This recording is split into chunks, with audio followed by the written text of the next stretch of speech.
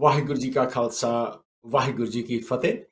ਦੇਸ਼ ਵਿਦੇਸ਼ ਦੇ ਸਾਰੇ ਦਰਸ਼ਕਾਂ ਦਾ ਸਿੱਖ ਚੈਨਲ ਦੇ ਅੱਜ ਦੇ ਪ੍ਰਬੰਧ ਵਿੱਚ ਹਮੇਸ਼ਾ ਦੀ ਤਰ੍ਹਾਂ ਅਸੀਂ ਨਿੱਘਾ ਤੇ ਹਾਰਦਿਕ ਸਵਾਗਤ ਕਰਦੇ ਹਾਂ।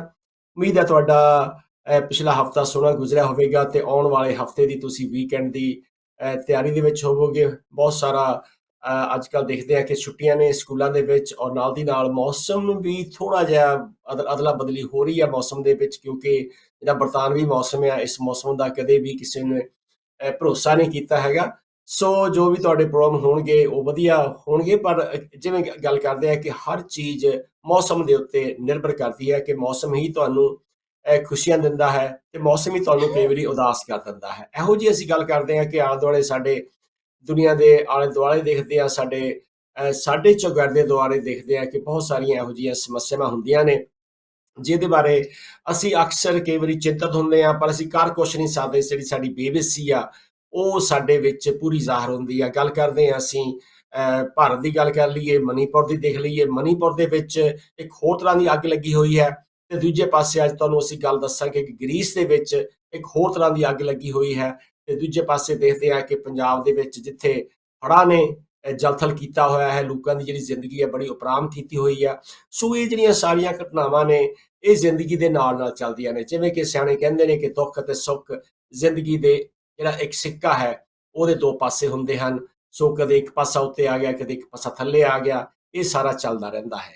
ਤੇ ਅੱਜ ਦਾ ਅਸੀਂ ਪ੍ਰੋਗਰਾਮ ਸ਼ੁਰੂ ਕਰਾਂਗੇ। ਆ ਜਿਹੜਾ ਹਫਤਾ ਜਾ ਰਿਹਾ ਹੈ, ਅਸੀਂ 2 ਦਿਨ ਪਹਿਲਾਂ ਦੀ ਗੱਲ ਕਰਦੇ ਹਾਂ ਕਿ 23 ਜੁਲਾਈ 1914 ਨੂੰ ਕਾਮਾਗਾਟਾ ਮਾਰੂ ਇੱਕ ਬਹੁਤ ਹੀ ਦੁਖਦਾਈ ਘਟਨਾ ਵਾਪਰੀ ਹੈ ਸਿੱਖ ਜਗਤ ਦੇ ਵਿੱਚ, ਸਿੱਖ ਇਤਿਹਾਸ ਦੇ ਵਿੱਚ, ਜਦੋਂ ਬਹੁਤ ਸਾਰੇ ਸਿੱਖ ਯਾਤਰੂਆਂ ਨੇ ਬਾਬਾ ਗੁਰਦਿੱਤ ਸਿੰਘ ਦੀ ਅਗਵਾਈ ਦੇ ਵਿੱਚ ਉਹਨਾਂ ਨੇ ਜਿਹੜਾ ਕਾਮਾਗਾਟਾ ਮਾਰੂ ਜਿਹੜਾ ਜਹਾਜ਼ ਉਹਨਾਂ ਨੇ ਕਿਰਾਏ ਤੇ ਲਿਆ ਸੀ ਤੇ ਕੈਨੇਡਾ ਗਏ ਸੀਗੇ।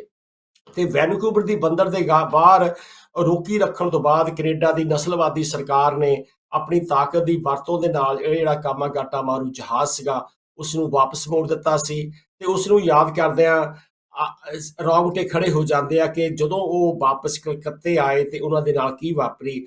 ਸਾਧੂ ਬਿਰੰਗ ਜੀ ਸਾਡੇ ਇੱਕ ਬੜੇ ਪਿਆਰੇ ਦੋਸਤ ਨੇ, ਉਹਨਾਂ ਨੇ ਇੱਕ ਕਵਿਤਾ ਲਿਖੀ ਹੈ ਕਾਮਾਗਾਟਾ ਮਾਰੂ ਦੇ ਸੰਬੰਧ ਵਿੱਚ। ਉਹਨਾਂ ਨੇ ਕਿਹਾ ਕਿ ਸਮੁੰਦਰ ਦਾ ਉਹੀ ਕਿਨਾਰਾ ਜਿੱਥੇ ਸੀ ਪਹੁੰਚਿਆ ਕਾਮਾਗਾਟਾ ਮਾਰੂ, ਤੇ ਮਾਸਖੋਰੀਆਂ ਤੋਪਾਂ ਦੇ ਅੱਗੇ ਲੱਗ ਕੇ ਭੁੱਖੇ ਹਾਥੀ ਦੀ ਤਰ੍ਹਾਂ ਚੰਗਾੜਦਾ ਵਾਪਸ ਮੁੜ ਗਿਆ ਸੀ ਬਿਨਾਂ ਰੇਤ ਚੁੰਮਣ ਦੇ। ਵਿਖਰੇ ਪੱਥਰਾਂ ਟੁੱਟੀਆਂ ਲੱਕੜਾਂ ਵਿਚਾਲੇ ਰੇਤ ਤੇ ਬੈਠਾ ਮੈਂ ਸੋਚਦਾ ਹਾਂ ਕਿਵੇਂ ਇਹ ਦੇਖਦੇ ਰਹੇ, ਸੁਣਦੇ ਰਹੇ ਸਾਡੇ ਬਜ਼ੁਰਗਾਂ ਦੀਆਂ ਆਵਾਜ਼ਾਂ ਬਿਨਾਂ ਕੋਈ ਦਿੱਤੇ ਹੁੰਗਾਰਾ। ਮੈਂ ਛੱਲਾਂ ਚੋਂ ਸੰਗੀਤ ਭਾਲਦਾ ਹਾਂ ਪਰ ਮੇਰੇ ਕੰਨਾਂ ਨਾਲ ਵੱਜਦੀਆਂ ਹਨ ਮਾਰੂ ਕਾਮਾਗਾਟਾ ਮਾਰੂ ਵਿੱਚੋਂ ਆ ਰਹੀਆਂ ਪੰਜਾਬੀ ਆਵਾਜ਼ਾਂ। ਮੈਂ ਤੁਰਦੇ ਫਿਰਦੇ ਪੱਥਰਾਂ ਤੋਂ ਪੁੱਛਦਾ ਹਾਂ, ਮੈਂ ਤੁਰਦਾ ਫਿਰਦਾ ਪੱਥਰਾਂ ਤੋਂ ਪੁੱਛਦਾ ਹਾਂ ਸੀਨਾ ਪਾਟਣ ਦੀ ਗੱਲ। ਉਹ ਹੱਸਦੇ ਹਨ ਤੇ ਮੂੰਹ ਘੁਮਾ ਕੇ ਅੱਗੇ ਲੰਘ ਜਾਂਦੇ ਹਨ। ਇਹ ਦੁਖਦਾਈ ਲਾਈਨਾਂ ਲਿਖੀਆਂ ਨੇ ਸਾਡੇ ਸਾਧੂ ਬਿਰੰਗ ਜੀ ਨੇ, ਤੇ ਇਹ ਯਾਦ ਕਰਦੇ ਹਾਂ ਕਿ ਬਾਬਾ ਗੁਰਦਿੱਤ ਸਿੰਘ ਜੀ ਨੇ ਕਿਵੇਂ ਉਹਨਾਂ ਦਿਨਾਂ ਦੇ ਵਿੱਚ ਇੱਕ ਬਹੁਤ ਵੱਡਾ ਉਪਰਾਲਾ ਕੀਤਾ। ਪਰ ਇਸ ਘਟਨਾ ਨੂੰ ਵਾਪਰਿਆ ਹੁਣ ਦੇਖਦੇ ਆ ਕਿ ਆਪਾਂ ਕਾਫੀ ਸਮਾਂ ਹੋ ਚੁੱਕਿਆ ਹੈ, ਤਕਰੀਬਨ 100 ਸਾਲ ਤੋਂ ਜ਼ਿਆਦਾ ਸਮਾਂ ਹੋ ਚੁੱਕਾ ਹੈ।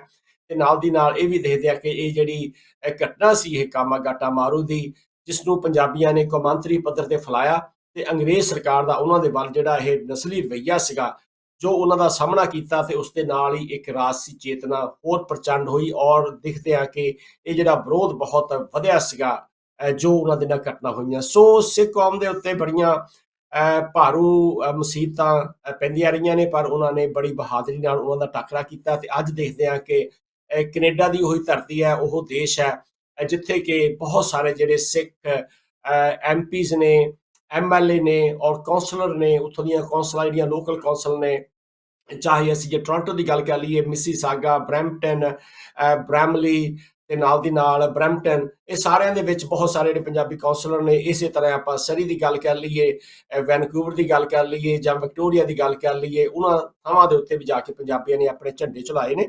ਸੋ ਅਸੀਂ ਉਹਨਾਂ ਸ਼ਹੀਦਾਂ ਨੂੰ ਯਾਦ ਕਰਦੇ ਹਾਂ ਜਿਨ੍ਹਾਂ ਨੇ ਬੜੇ ਔਖਿਆਈ ਦੇ ਸਮੇਂ ਦੇ ਵਿੱਚ ਉਹਨਾਂ ਮੁਸੀਬਤਾਂ ਦਾ ਸਾਹਮਣਾ ਕੀਤਾ।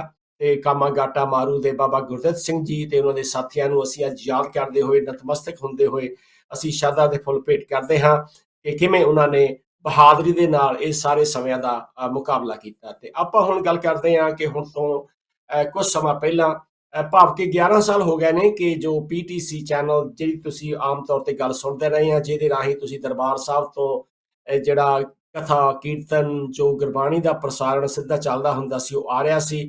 ਤੇ ਹੁਣ ਉਸ ਦੀ ਜਿਹੜੀ ਉਹਨਾਂ ਦੇ ਜਿਹੜਾ ਸੰਧੀ ਹੋਈ ਸੀ, ਉਸ ਦੀ ਸਮਾਪਤੀ ਹੋਈ ਹੈ। ਕਾਫੀ ਉਹਦੇ ਵਿੱਚ ਕੰਟਰੋਵਰਸੀ ਵੀ ਹੋਈ ਹੈ। ਇੱਕ ਪਾਸੇ ਐਸਸੀਪੀਸੀ ਕਹਿ ਰਹੀ ਹੈ ਕਿ ਅਸੀਂ 2 ਕਰੋੜ, ਪਹਿਲਾਂ 1 ਕਰੋੜ ਸ਼ੁਰੂ ਕੀਤਾ ਸਾਲ ਦਾ, ਫਿਰ 2 ਕਰੋੜ ਕਹਿੰਦੇ ਸਾਨੂੰ ਪੈਸੇ ਆਉਂਦੇ ਸੀ। ਤੇ ਦੂਜੇ ਪਾਸੇ ਪੀਟੀਸੀ ਦੇ ਜਿਹੜੇ ਮੈਨੇਜਿੰਗ ਡਾਇਰੈਕਟਰ ਨੇ ਰਵਿੰਦਰਾ ਨਾਥ ਜੀ ਨਾਰਾਇਣ ਜੀ, ਉਹਨਾਂ ਨੇ ਕਿਹਾ ਕਿ ਅਸੀਂ ਕੋਈ ਵੀ ਪੈਸਾ ਸ਼੍ਰੋਮਣੀ ਗੁਰਦੁਆਰਾ ਪ੍ਰਬੰਧਕ ਕਮੇਟੀ ਤੋਂ ਨਹੀਂ ਲਿਆ। ਤੇ ਹੁਣ ਪਤਾ ਲੱਗਾ ਹੈ ਕਿ ਉਹਨਾਂ ਨੇ ਜੋ ਟੈਲੀਵਿਜ਼ਨ ਦੇ ਉੱਤੇ ਤੁਹਾਡੇ ਆਮ ਤੌਰ ਦੇ ਉੱਤੇ ਗੁਰਬਾਣੀ ਪ੍ਰਸਾਰਣ ਚੱਲਦਾ ਸੀ, ਉਹ ਹੁਣ ਐਸਸੀਪੀਸੀ ਸ਼੍ਰੀ ਅੰਮ੍ਰਿਤਸਰ ਨਾਂ ਦਾ ਉਹਨਾਂ ਨੇ ਵੈਬ ਚੈਨਲ ਜਾਰੀ ਕਰ ਦਿੱਤਾ ਹੈ। ਪਰ ਨਾਲ ਦੀ ਨਾਲ ਇਹ ਵੀ ਸਾਨੂੰ ਖਬਰਾਂ ਮਿਲੀਆਂ ਨੇ ਕਿ ਇਹ ਜਿਹੜਾ ਵੈਬ ਚੈਨਲ ਹੈ ਜਾਂ ਜਿਹੜਾ YouTube ਚੈਨਲ ਹੈ, ਇਹਦਾ ਹਲੇ ਵੀ ਲਿੰਕ ਜਿਹੜਾ ਹੈ ਉਹ ਪੀਟੀਸੀ ਦੇ ਰਾਹੀਂ ਹੀ ਆ ਰਿਹਾ ਹੈ। ਤੇ ਹਲੇ ਇਹ ਪਤਾ ਨਹੀਂ ਹੈਗਾ ਕਿ ਕਿੰਨਾ ਕੁ ਸਮਾਂ ਹੋਰ ਲੱਗੇਗਾ ਕਿ ਸ਼੍ਰੋਮਣੀ ਗੁਰਦੁਆਰਾ ਪ੍ਰਬੰਧਕ ਕਮੇਟੀ ਨੂੰ ਆਪਣਾ ਪੂਰਾ ਜਿਹੜਾ ਚੈਨਲ ਚਲਾਉਣ ਲਈ, ਹਾਲਾਂਕਿ ਦੇਖਿਆ ਜਾਵੇ ਕਿ ਹੁਣ ਇਸ ਵੇਲੇ ਅਰਬਾਂ ਤੇ ਖਰਬਾਂ ਦਾ ਉਹਨਾਂ ਦਾ ਬਜਟ ਹੈ। ਤੇ ਹੁਣ ਦੇਖਦੇ ਆ ਕਿ ਆਉਣ ਵਾਲੇ ਸਮੇਂ ਦੇ ਵਿੱਚ ਇਹ ਜਿਹੜੀ ਮੁਖੀ ਸੰਸਥਾ ਹੈ ਸਿੱਖਾਂ ਦੀ, ਤੇ ਉਹ ਹੁਣ ਕਿਹੋ ਜਿਹਾ ਰੁਖ ਅਖਤਿਆਰ ਕਰਦੀ ਹੈ। ਕੀ ਉਹਨਾਂ ਦੇ ਕੋਲ ਇੰਨੀ ਨੌਲੇਜ ਹੈ ਜਾਂ ਗਿਆਨ ਹੈ ਕਿ ਉਹ ਸਿੱਧਾ ਪ੍ਰਸਾਰਣ ਦਰਬਾਰ ਸਾਹਿਬ ਦਾ ਹੈ ਜੋ ਉਹ ਆਪਣੇ ਚੈਨਲ ਦੇ ਉੱਤੇ ਸ਼ੁਰੂ ਕਰ ਸਕਣ। ਇਹ ਦੇਖਾਂਗੇ ਆਉਣ ਵਾਲੇ ਸਮੇਂ ਦੇ ਵਿੱਚ।